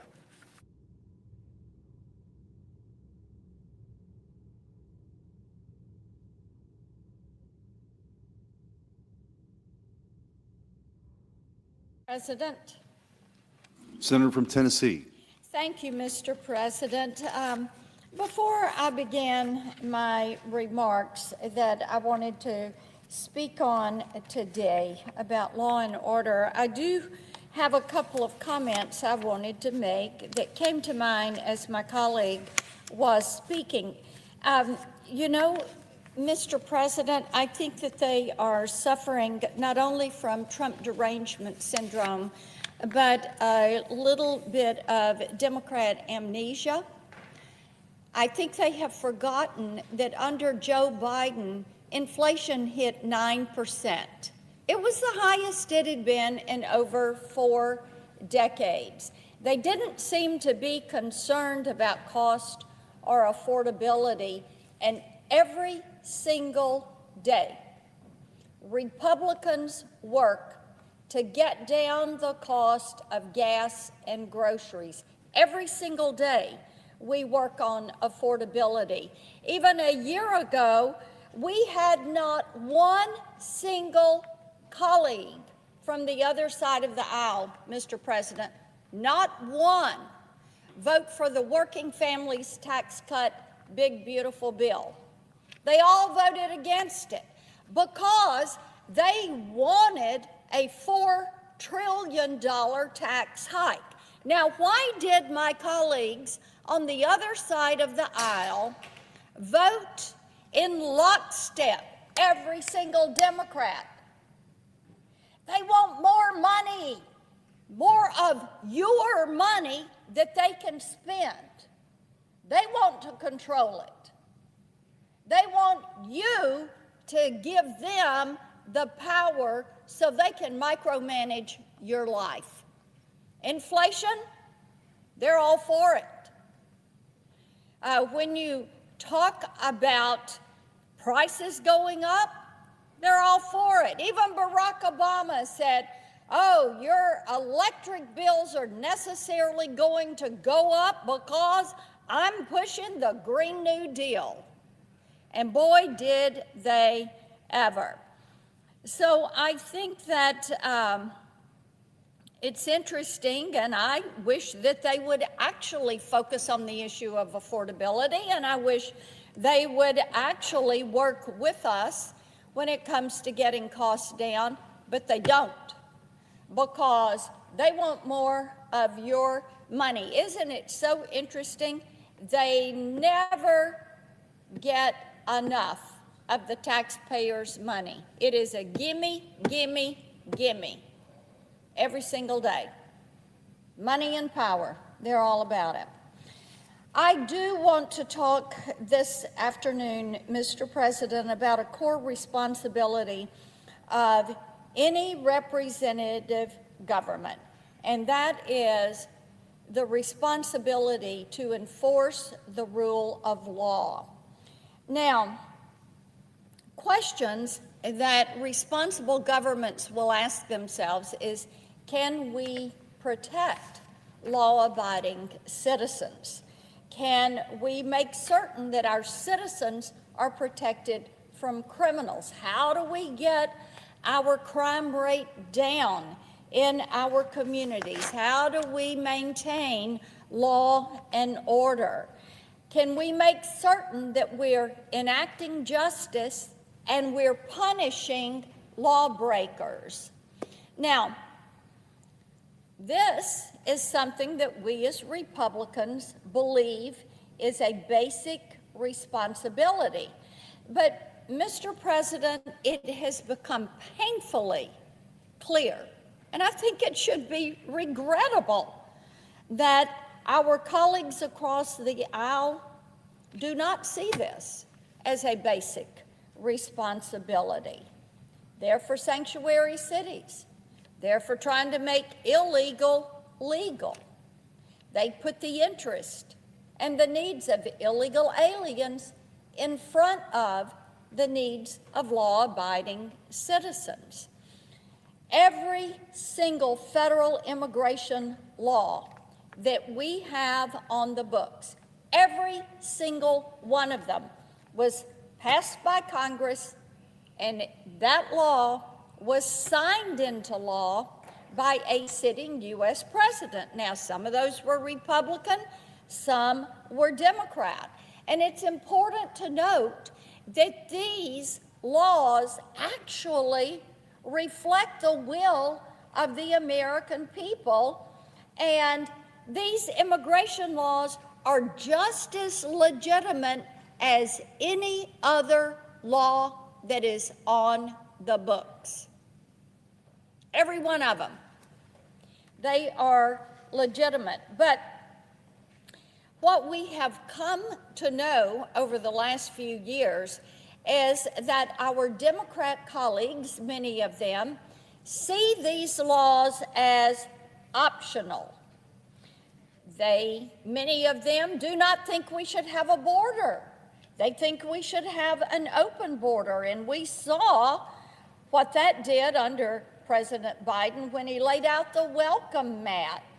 And you had millions of illegal aliens flooding our country and overwhelming our communities. And when we went to the southern border to visit, we realized they were covered up with illegal aliens. Crime rates were soaring. Indeed, Mr. President, we saw across this country every state become a border state, every town become a border town. And we're seeing once again that our colleagues across the aisle are doubling down on putting illegal aliens and their interest in front of American citizens. I don't think you see this in any other country on the face of the earth. But for some reason, they've gotten it in their mind that they need to take care of those that are illegally in the country, and they should put the welcome mat out for them. And of course, what we have learned as you look at the drug traffickers, the sex traffickers, the human traffickers, this is one of the most uncompassionate policies ever. The horror stories of what have been done to women and girls and children, absolutely horrific. But that wasn't enough for our friends across the aisle.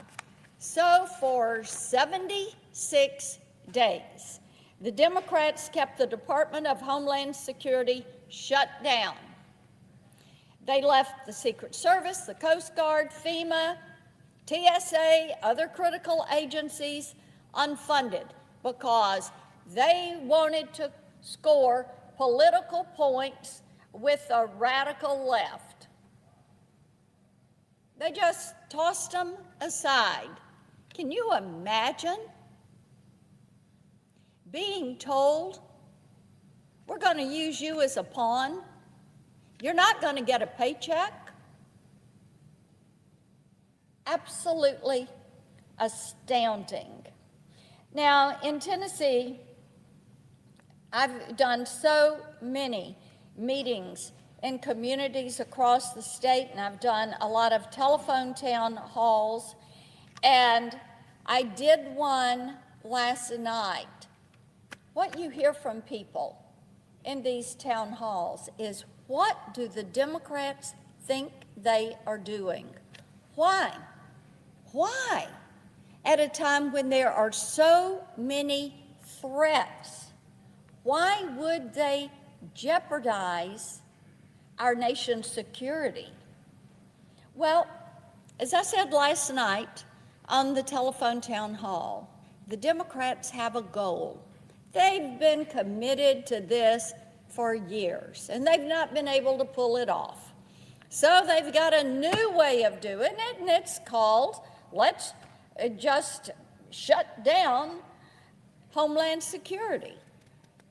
Their goal is to defund law enforcement and to abolish ICE. And I've got a chart, Mr. President, that shows some of the statements that have come from people on the left, from the Democrats. Here you've got Rep. Omar, abolish ICE. Rep. Mark Pocan, abolishing ICE Isn't that radical? Imagine that, doing away with law enforcement, not radical. You've got another one, Ramirez, and she's saying abolish ICE, dismantle DHS. Representative Ocasio-Cortez, abolish ICE. Jim McGovern, abolish ICE. See, the list goes on and on. You have some of our Senate colleagues. We need to abolish ICE, replace ICE, abolish ICE. This is what they are trying to do. ICE is Immigration and Customs Enforcement. And when you hear all of these statements, not one more dollar for ICE, they say. ICE is beyond reform, they say. They even say abolishing ICE isn't radical. And they continue to push to abolish ICE. Now, the sad thing, in my opinion, is that this isn't a fringe position in today's Democrat Party. It has become a mainstay of their political agenda. Can you even imagine the chaos that would ensue if we wiped this agency, which is responsible for protecting Americans from cross-border crime and illegal immigration, if we wiped that agency off the map? There would be more crime, more sex trafficking, drug trafficking, more human trafficking, more terrorism, and more lives lost. Since President Trump returned to office, we've seen the consequences of this rhetoric on full display. You can look at what is unfolding right now in New Jersey. For days, far-left rioters have assaulted law enforcement outside Delaney Hall, which is an immigration detention facility near Newark. By all appearances, these are professional protesters, and yes, indeed, we've all seen them. We see them in the halls of these buildings. We see them out on the sidewalks. They are paid professional protesters. That is their job. Outside the facility, they've set up entire supply stations with masks, hard hats, goggles, duct tape.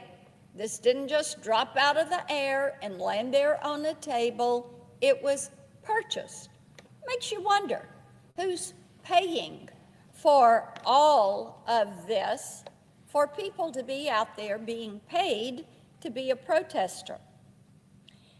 Now, the New Jersey State Attorney General even admitted that most of the arrested rioters were, guess what? They're from outside New Jersey. Like I said, paid political protesters. Some of these paid political protesters have thrown rocks at officers. Others have pushed barricades at the police. One rioter screamed at an ICE agent, and I quote, "Your children, your wife, all dead. I have your face. You're dead," end quote.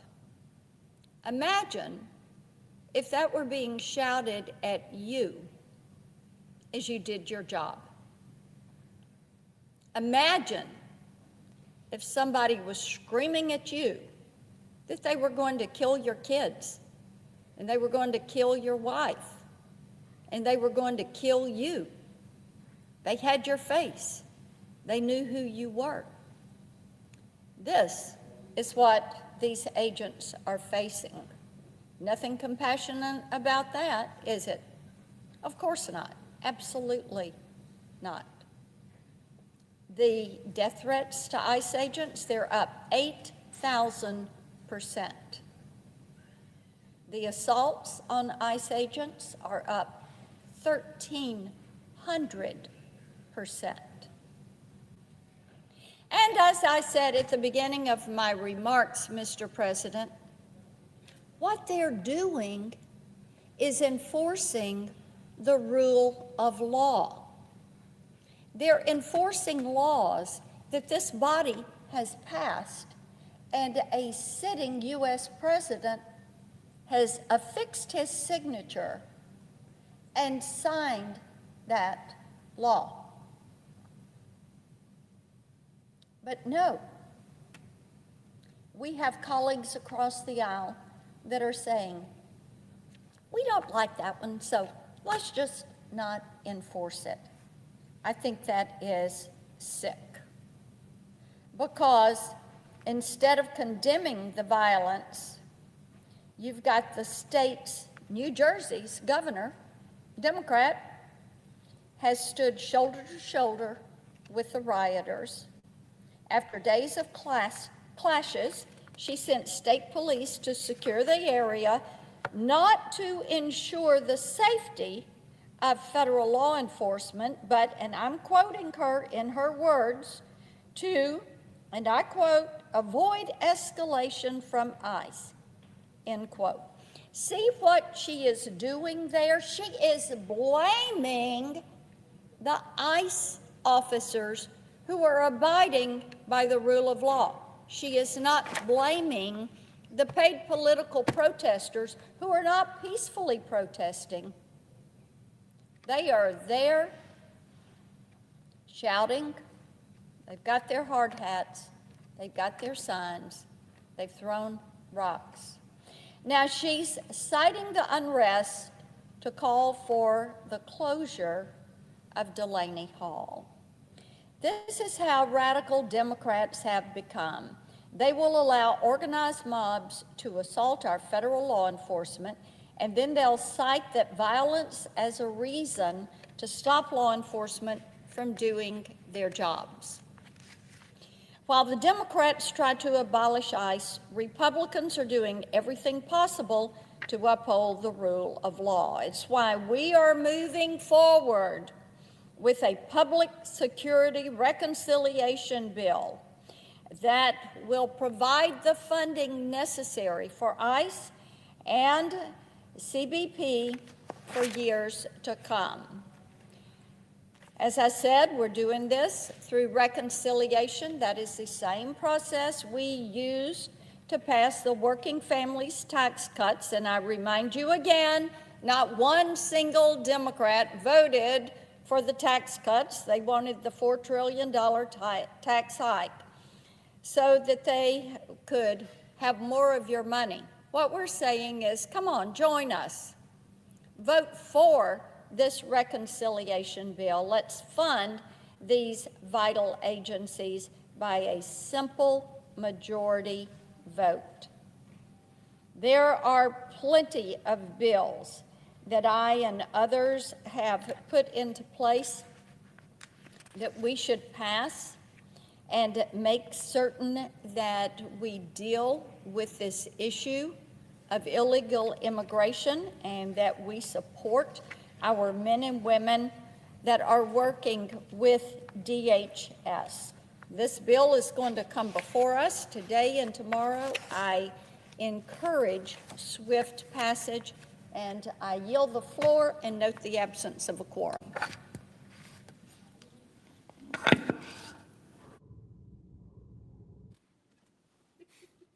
Ms. Alster-Brooks. I was waiting.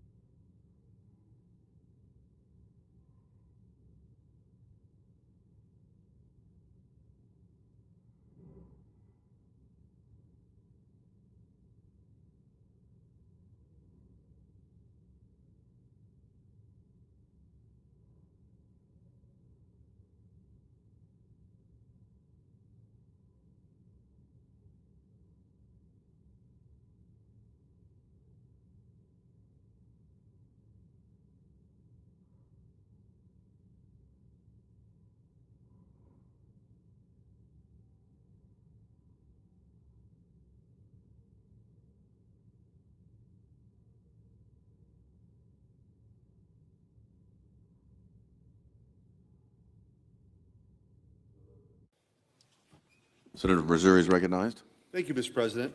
Well, we're back.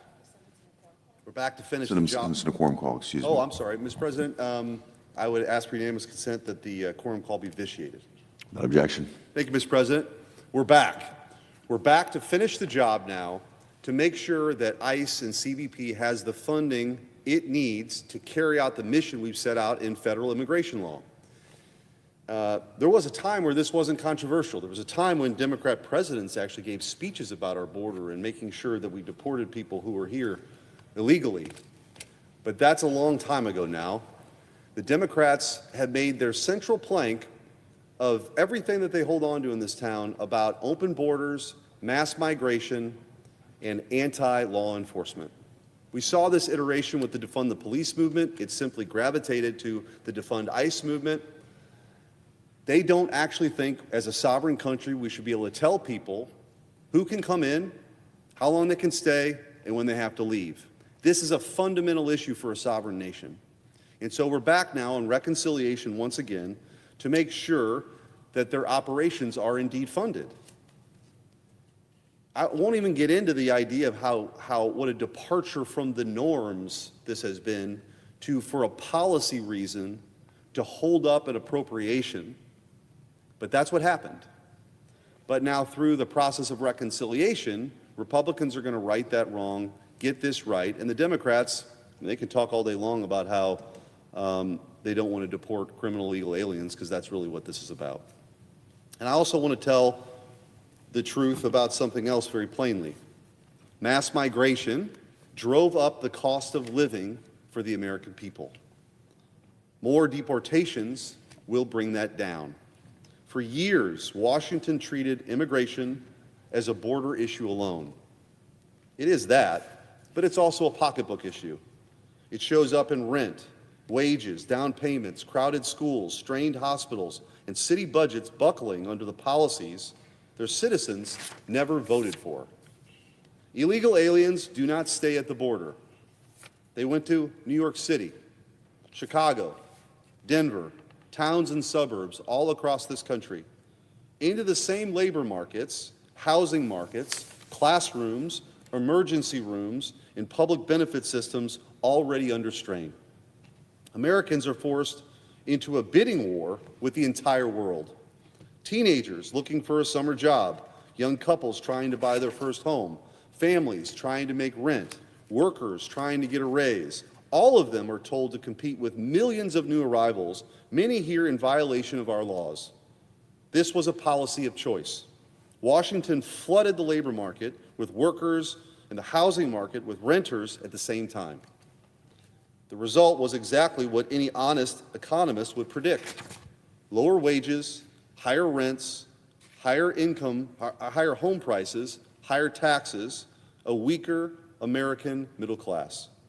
From 2021 to 2024, more than 20 million people came into the United States, the largest short-term surge in American history.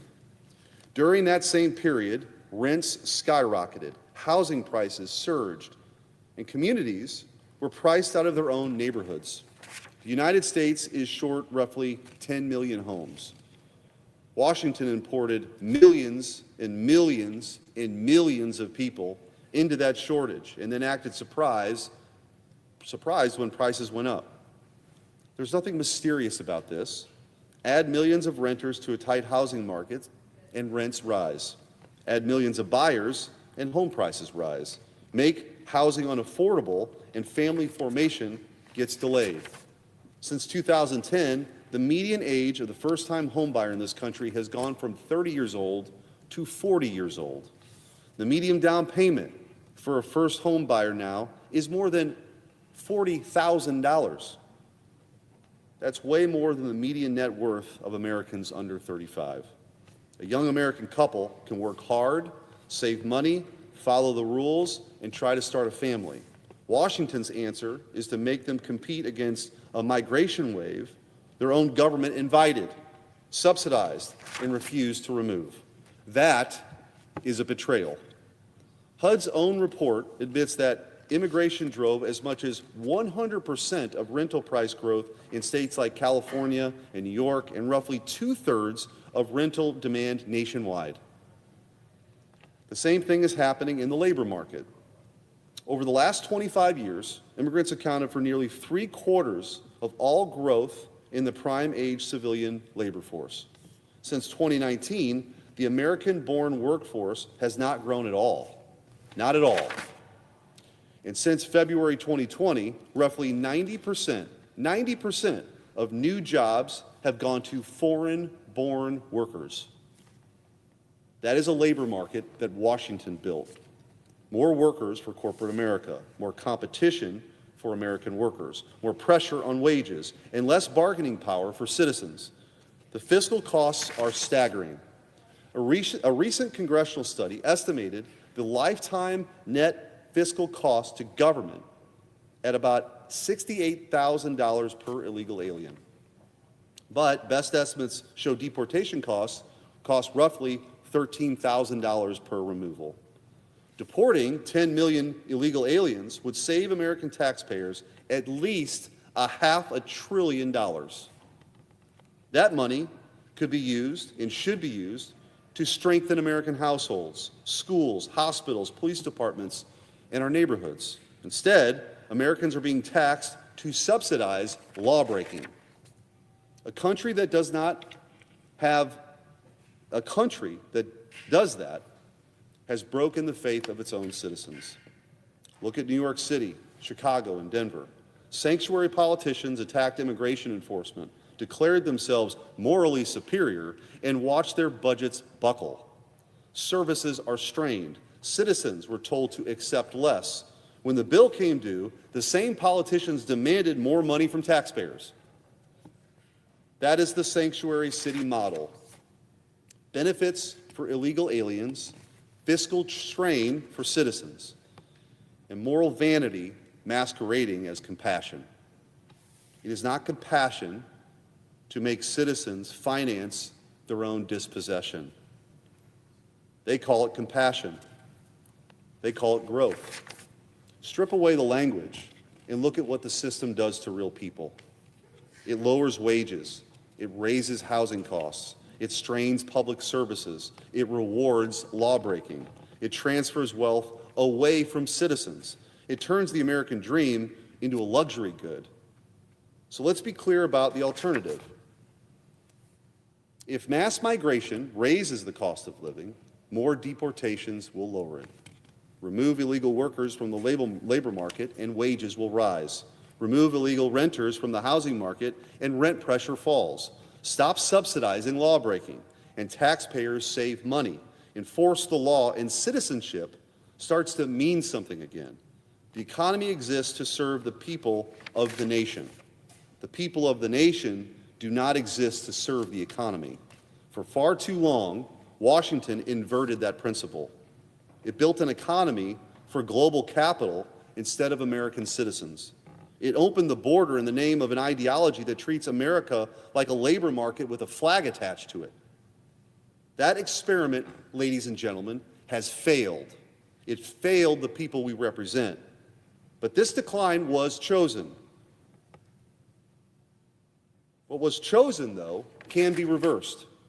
We can secure the border. We can end mass migration. We can carry out more deportations. We can restore an economy that serves American citizens again. This fight is about whether Americans can afford to live in the country their ancestors built.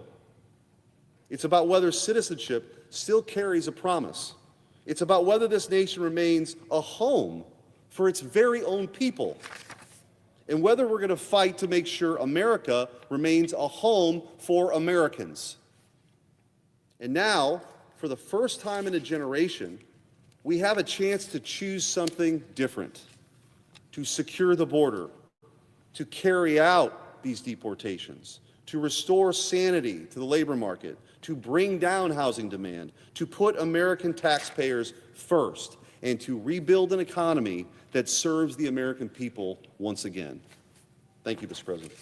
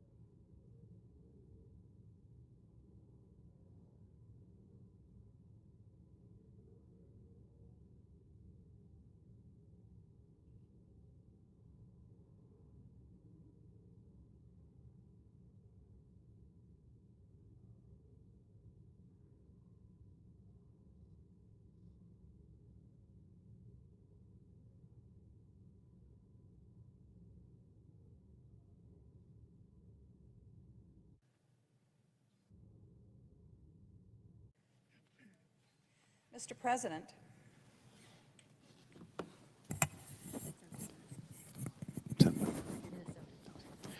Senator from Minnesota is recognized.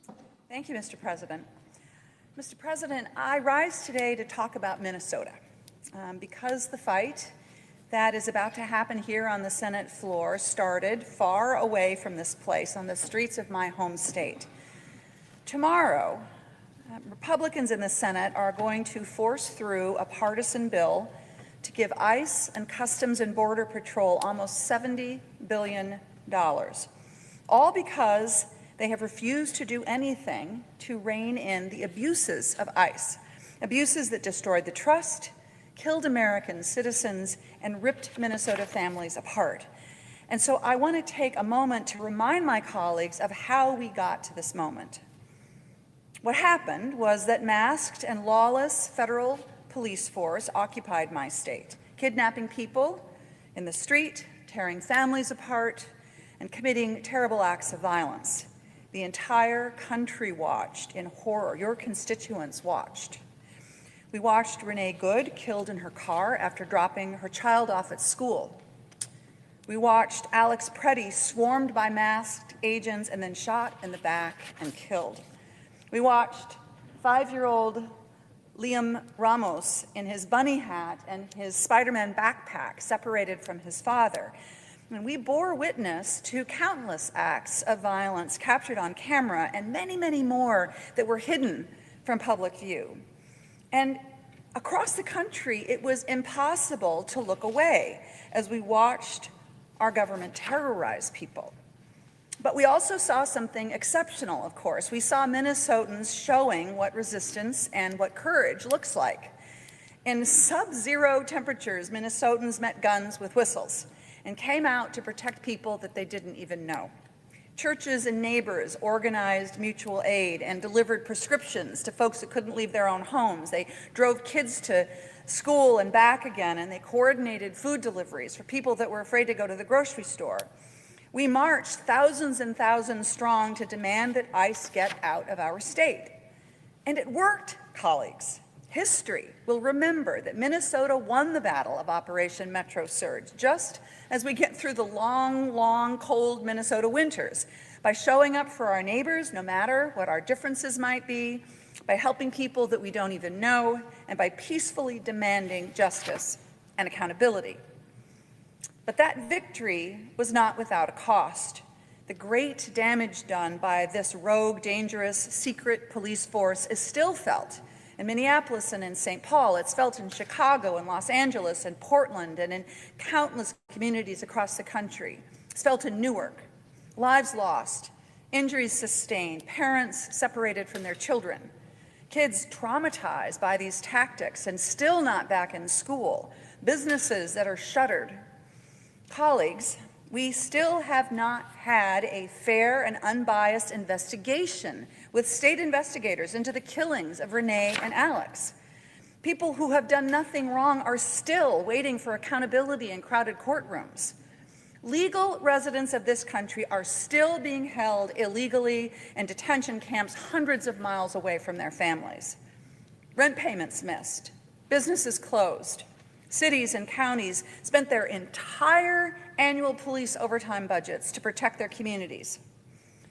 So I know that it is uncomfortable for my colleagues to hear all of this and that everybody wants to turn the page on this.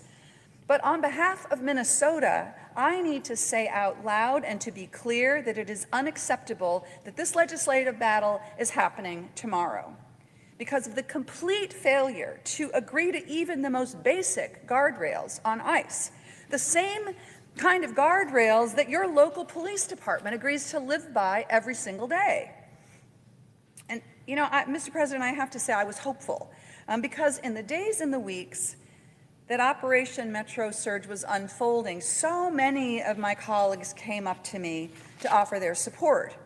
Many of you, both publicly and privately, said that what we are seeing in these videos are unacceptable and that we need to do something. When the former Secretary of Homeland Security declared that the Minnesotans shot and killed by federal agents were, quote, domestic terrorists, many of you came out and said that we need a full and fair investigation of what happened. We must have a transparent, independent investigation into the Minnesota shootings and those responsible, no matter their title. They must be held accountable. Who said that? Not me, but Senator Curtis. Here's another one. I support a full and impartial investigation into the events leading up to the deaths of Alex Preddy and his family. Law-abiding citizens exercising their Second Amendment right and the trust of the American people deserve a fair process. Who said that? Senator Crapo said that. We need a full investigation into the tragedy in Minneapolis. We need all the facts. We must enforce our laws in a way that protects the public while maintaining its trust. My colleague, Senator McCormick, said that. So what happened? Today, we have a partisan bill to send another $70 billion to ICE and Customs and Border Patrol. There has not been a full and impartial investigation. There have been no reforms to stop ICE from kicking down the doors of your home without a warrant. There is nothing to stop masked secret agents from pulling people out of their cars, following people home, grabbing parents away from their kids. Nothing to stop that from happening. There is nothing to help small businesses that were forced to close or school districts trying to help traumatized students. There's nothing to help teachers or parents or police departments who have the millions of dollars in overtime costs. Now, I will be filing an amendment to make sure that an investigation into Alex and Renee's death is done by the books, that it's fair and that it's unbiased and it's conducted jointly with state and federal investigators so that it has credibility in order to restore the public trust. And this is how these investigations have always been done in the past, but there won't be votes for that. My colleagues won't vote for that. So I want to be clear. I want to thank all of my colleagues who worked with determination and heart to negotiate common sense reforms to stop the worst of these abuses from happening ever again. And our asks weren't complicated. They weren't radical. We just wanted clarity that federal agents should follow the same standards as our local police departments. No random arrests or breaking down doors without a warrant or probable cause. Wear proper identification and body cameras. No masks. ICE needs oversight and accountability when they violate the rights of individuals as guaranteed in our Constitution. Basically, we're just looking for reforms that says ICE has to abide by the laws equally as they apply to every person in this country. And it is a shame that all of that hard work came to nothing because Donald Trump and Stephen Miller don't want accountability under the law. They want impunity. And let's be clear, this is really out of step with where Americans are. After months of this lawless behavior, Americans are strongly opposed. They've seen it. Americans are opposed to this. They're strongly opposed to this administration's domestic interior enforcement policy. 56% of Americans disapprove. And meanwhile, let's be honest about this. These abuses are continuing, though maybe without all of the public attention, not all of the public attention. Raids are happening in California, in Oklahoma, in Ohio, and elsewhere. We've seen what's been happening in Newark this past week. ICE pepper sprayed a U.S. senator outside a detention center in New Jersey just this past week, my colleague, Senator Andy Kim. 100,000 children are separated from their parents right now, today. 3/4 of them are estimated to be United States citizens, 100,000 kids. At least 33 people have died in ICE custody in 2025. Already in 2026, over 18 people have died. This is the best data that we have, though it's very difficult to get this information. That's one person who's lost their lives every 6 days. And many of this loss of life were under deeply concerning circumstances. We are denying life-saving care, life-saving medical treatment for transplant and for cancer patients. people that are detained by this federal government. Just today, I was working to try to get a humanitarian release for a woman who is suffering from an extreme health condition who could lose her life if she does not get the care that she needs. The federal government is taking people hundreds of miles away from home and then turning them out on the street with nothing, no ID, no money, no papers, no way to get home. The truth is, this administration is still doing what it did in Minneapolis. They're just doing a better job of keeping it out of the news. So here we are today at a partisan impasse that Americans just don't understand, because for them this isn't about politics, this is about common decency. Democrats stand strong, and we are demanding strong but basic common sense guardrails and accountability. We want our communities to be safe. We want our children to be able to walk to school without fear of being scooped up by a federal agent. We want people to be able to go to their jobs without fear that an agent is going to break their car window and drag them out of their car and onto the streets. But my Republican colleagues are saying no to this. In the face of crushing cost of living crisis in this country, where millions of Americans are struggling to afford their lives, Republicans' answer to this is to send $70 billion to ICE and Customs and Border Patrol for massive, privately owned, for-profit detention centers and a federal immigration police force with a budget that is several times larger than the FBI. You know, I don't know about your home state, but in Minnesota, $70 billion is a lot of money. And people are just not getting this. This is the priority that we have in this body today. I mean, that this is what we're choosing to do. We could, we could take this money and lower health insurance premiums by extending the Affordable Care Act tax credits for 2 whole years. But no, we can't do that. We're told by our Republican colleagues that that's too expensive, but we can send $70 billion on top of everything that we've already sent to ICE and Customs and Border Protection. We could pay for Head Start preschool for 5 years, but no, we don't have money for that. We just have money for this. Why not update and repair or replace every drinking water or wastewater system in Minnesota, and then we'd still have more than $7 billion left over? That's a choice that we could make, but today and tomorrow, this body is making a different choice. No, Republicans are choosing to send billions of your tax dollars to ICE for a federal police force and for-profit detention centers with no reforms or guardrails. Not only that, but rather than address any of the challenges facing ordinary middle-class Americans, Republicans want to load up this bill with extra giveaways for billionaires and convicted felons, sometimes same category. They want an extra $1 billion of taxpayer dollars to pay for a ballroom. They wanted almost $2 billion in a slush fund. That has thankfully fallen out of this bill so far, but I want to know for sure that that's not going to happen. And if you're watching this and you're feeling confused about what's going on in this body, colleagues, I mean, you should feel, Americans, my constituents in Minnesota, you should feel confused, because this is outrageous. This is not how our democracy is supposed to work. And I mean, here's the thing. I actually believe that a lot of my colleagues on the Republican side are actually kind of embarrassed by this. They know it. They know that this isn't right, and they for sure know that it's bad politics. But that's not enough. We also need everybody in this body to not just say what they say behind closed doors, but to say it out loud in public. That is what our country needs right now. But here we are. And while Democrats may not be in power in the Senate, we are not powerless. So we will keep fighting, and we will keep preserving the Minnesota way, just as we did fighting Operation Metro Surge. We will double down on our love for our neighbors and unity in the face of this injustice, and we will keep fighting for a better country.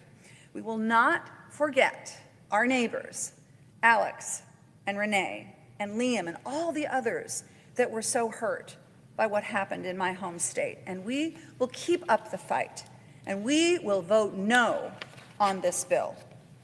Colleagues, today is your chance. This is the chance that we have to speak out with the eyes of history upon us. So I urge you to say no to this bill and to stand on the side of justice.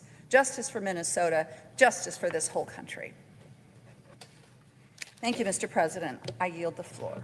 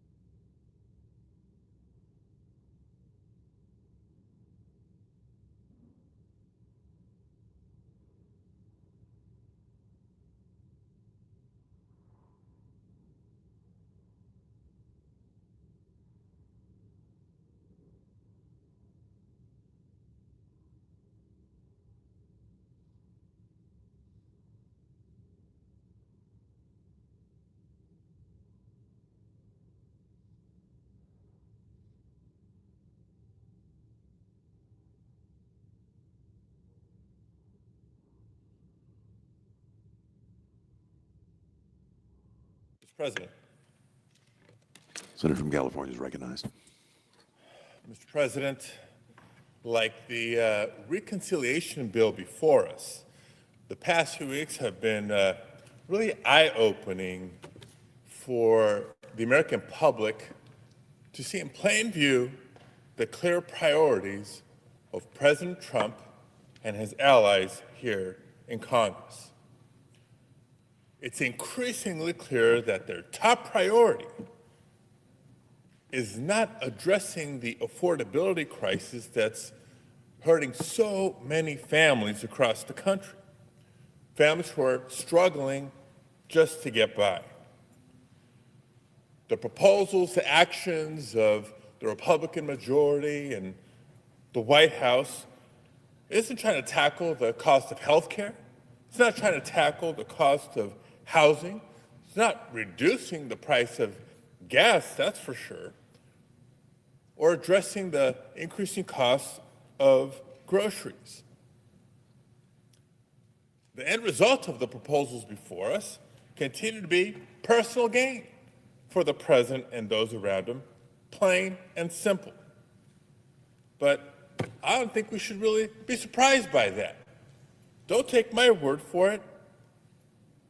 We're talking about a political party and whose president, the leader of that party, who has said publicly, his own words, quote, "I do not care about Americans' financial situation," end quote. Let me repeat that.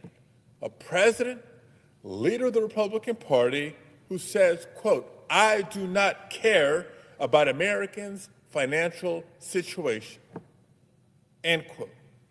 Doesn't get any clearer than that, folks, because whether it's a late night social media post or what he says in front of the cameras for everybody to hear, this president has no problem telling us exactly what his priorities are. And his priorities are clearly not Americans' financial situation. His priorities include an abomination of a ballroom that he wanted the American people to pay for to the tune of $1 billion, after repeatedly saying that it wouldn't cost a single taxpayer dollar, that it would be privately funded.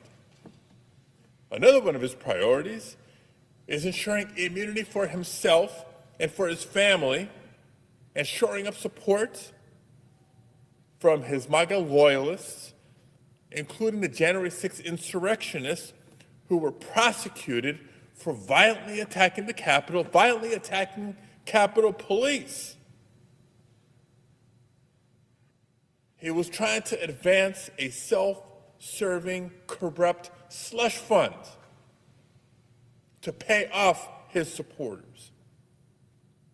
That's his priority. Here's another one, just from yesterday. Selecting an unqualified person, Bill Pulte, into an extremely sensitive position within our government as head of the Director of National Intelligence, whose track record leads us to see plainly their goal of interfering in our elections or politically pursuing anyone the president perceives as being an enemy. These are the president's priorities, colleagues, not helping working families. And as clear as day as he's outlined these priorities, there's no pushback by the Republican majority. They continue to enable every single one of these efforts. The ballroom, which is nothing other than a vanity project that never should have happened in the first place. It's a tragedy that the East Wing was torn down without a discussion, without the consultation with Congress that is clearly required. Yet for weeks, we heard Republican members of Congress parroting the lame excuse of for security reasons this was a necessary project, but they have nothing to say about a UFC ring being built on the lawn of the White House? Really? And by the way, what happened to the private donations that were supposed to be paying for the ballroom project? The president bragged about the $400 million, probably more, that he secured. So where is it? Where is that money? We have to remain vigilant that the ballroom project funding does not appear in this new reconciliation bill, or doesn't get worked its way back in. Now, while Acting Attorney General Blanche publicly stated yesterday that the so-called weaponization fund was not moving forward, it's really hard to take this administration at its word when they're constantly saying one thing and doing another, lies over and over to the American people. When we first learned about their plans to create this fund, I actually came to the floor and asked that this floor pass by unanimous consent my No Rewards for January 6th Rioters Act, which I introduced back in January to stop this proposal in its tracks. Trump already gave pardons to January 6th insurrectionists. Let's not give them payouts as well.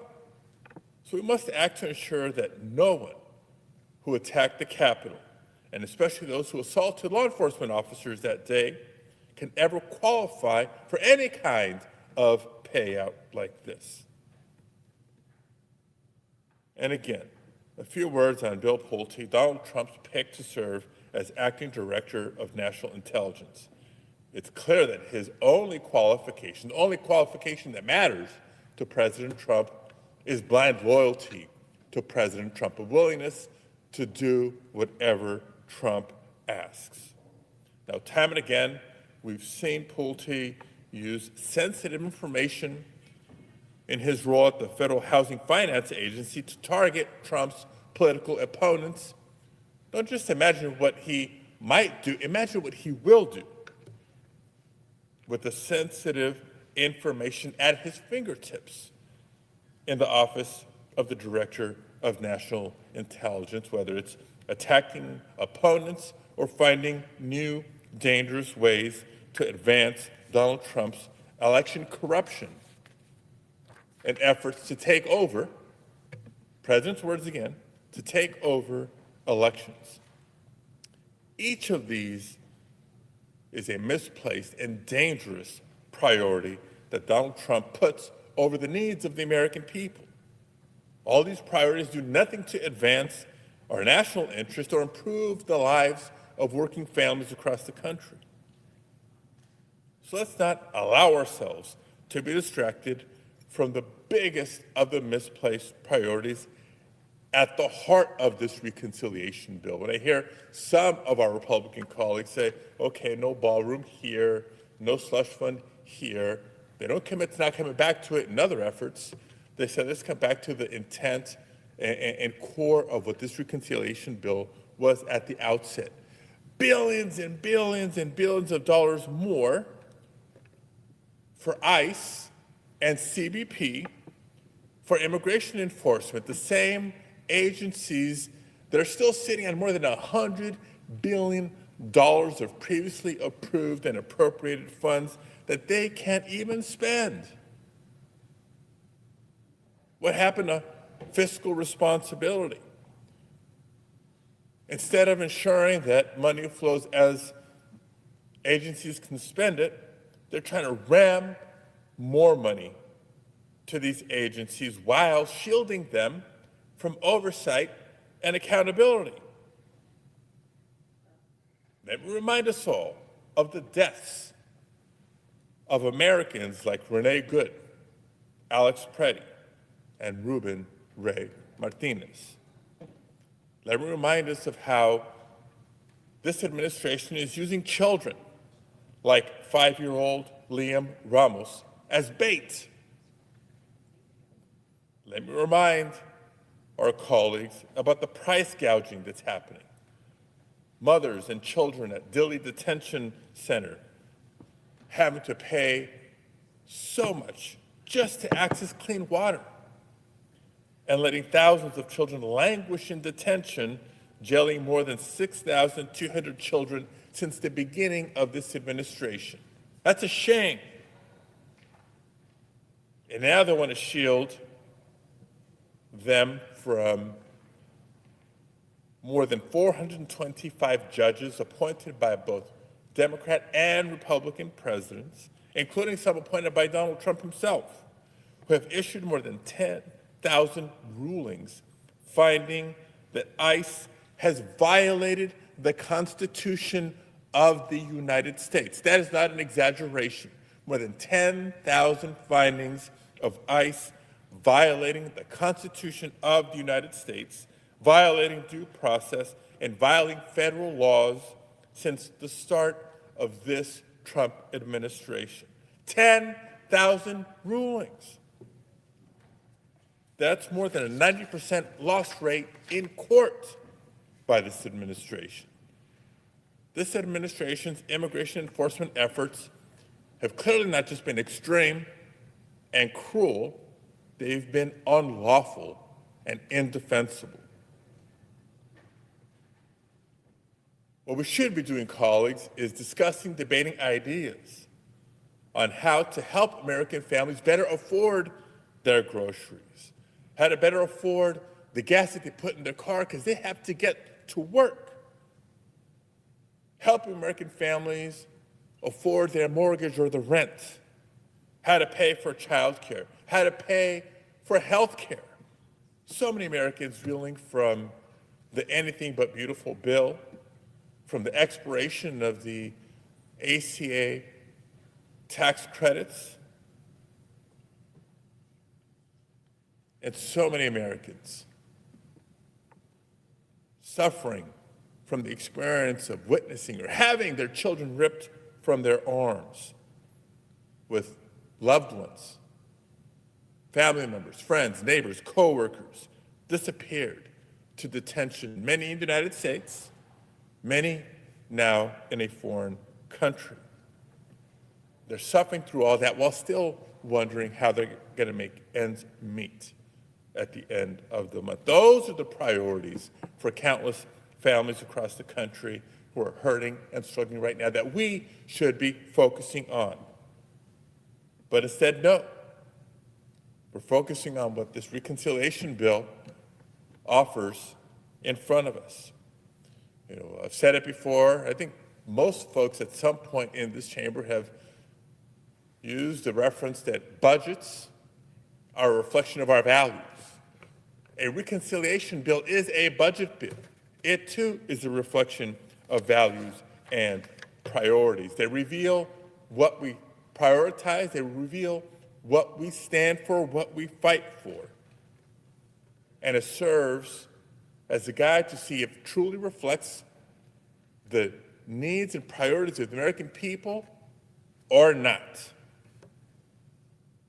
If you look at the language, if you look at the content of the reconciliation bill in front of us, it's clear that Donald Trump and our Republican colleagues have no interest in addressing the urgent needs of the American people. So I ask colleagues, let's reject this bill full of misplaced priorities. Let's actually regroup and put a bill together that will lower costs for American families, expand their opportunities, and help Americans get ahead. And I guarantee you, if we were to do that in good faith, you wouldn't have to resort to this party line, strictly partisan process of budget reconciliation. That would be something that would garner bipartisan support and be in the best interest of our country, our economy, and the needs of the American people. Thank you, Mr. President. I yield the floor.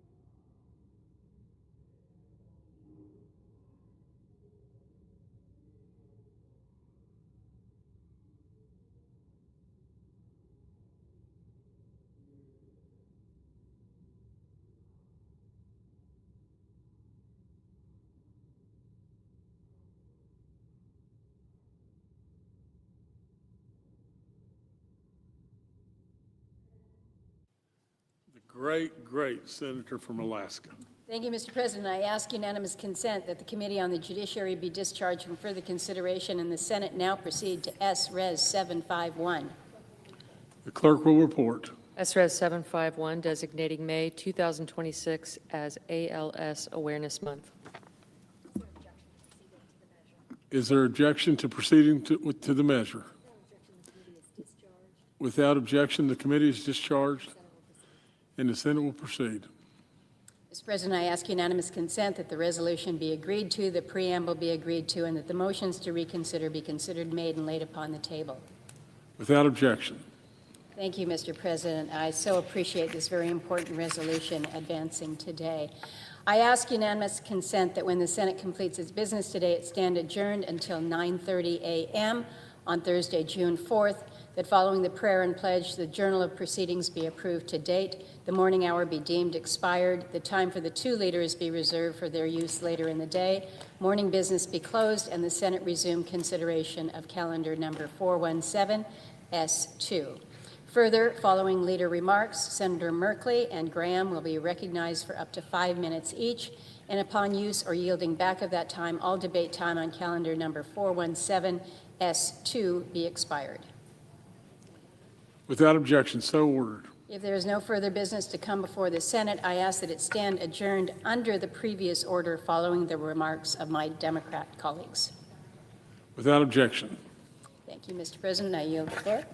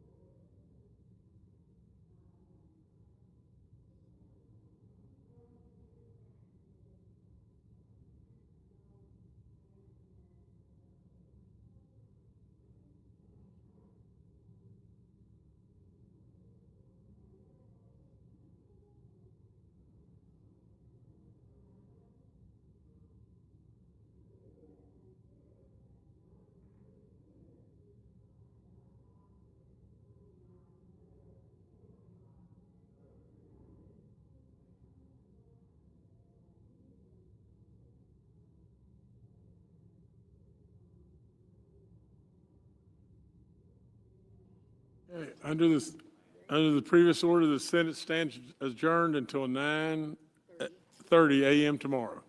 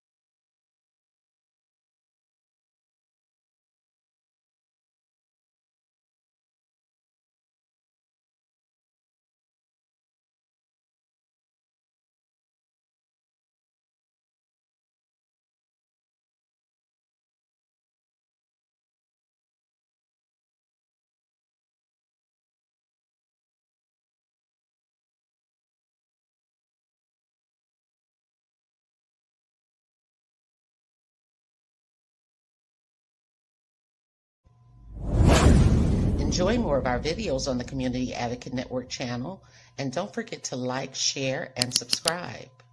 If you would like to advertise your service, special announcement, or event, you may contact us at the Community Advocate Network at gmail.com. For community resources and services, exclusive articles, and video content, join our private community on Patreon. Link is in the bio.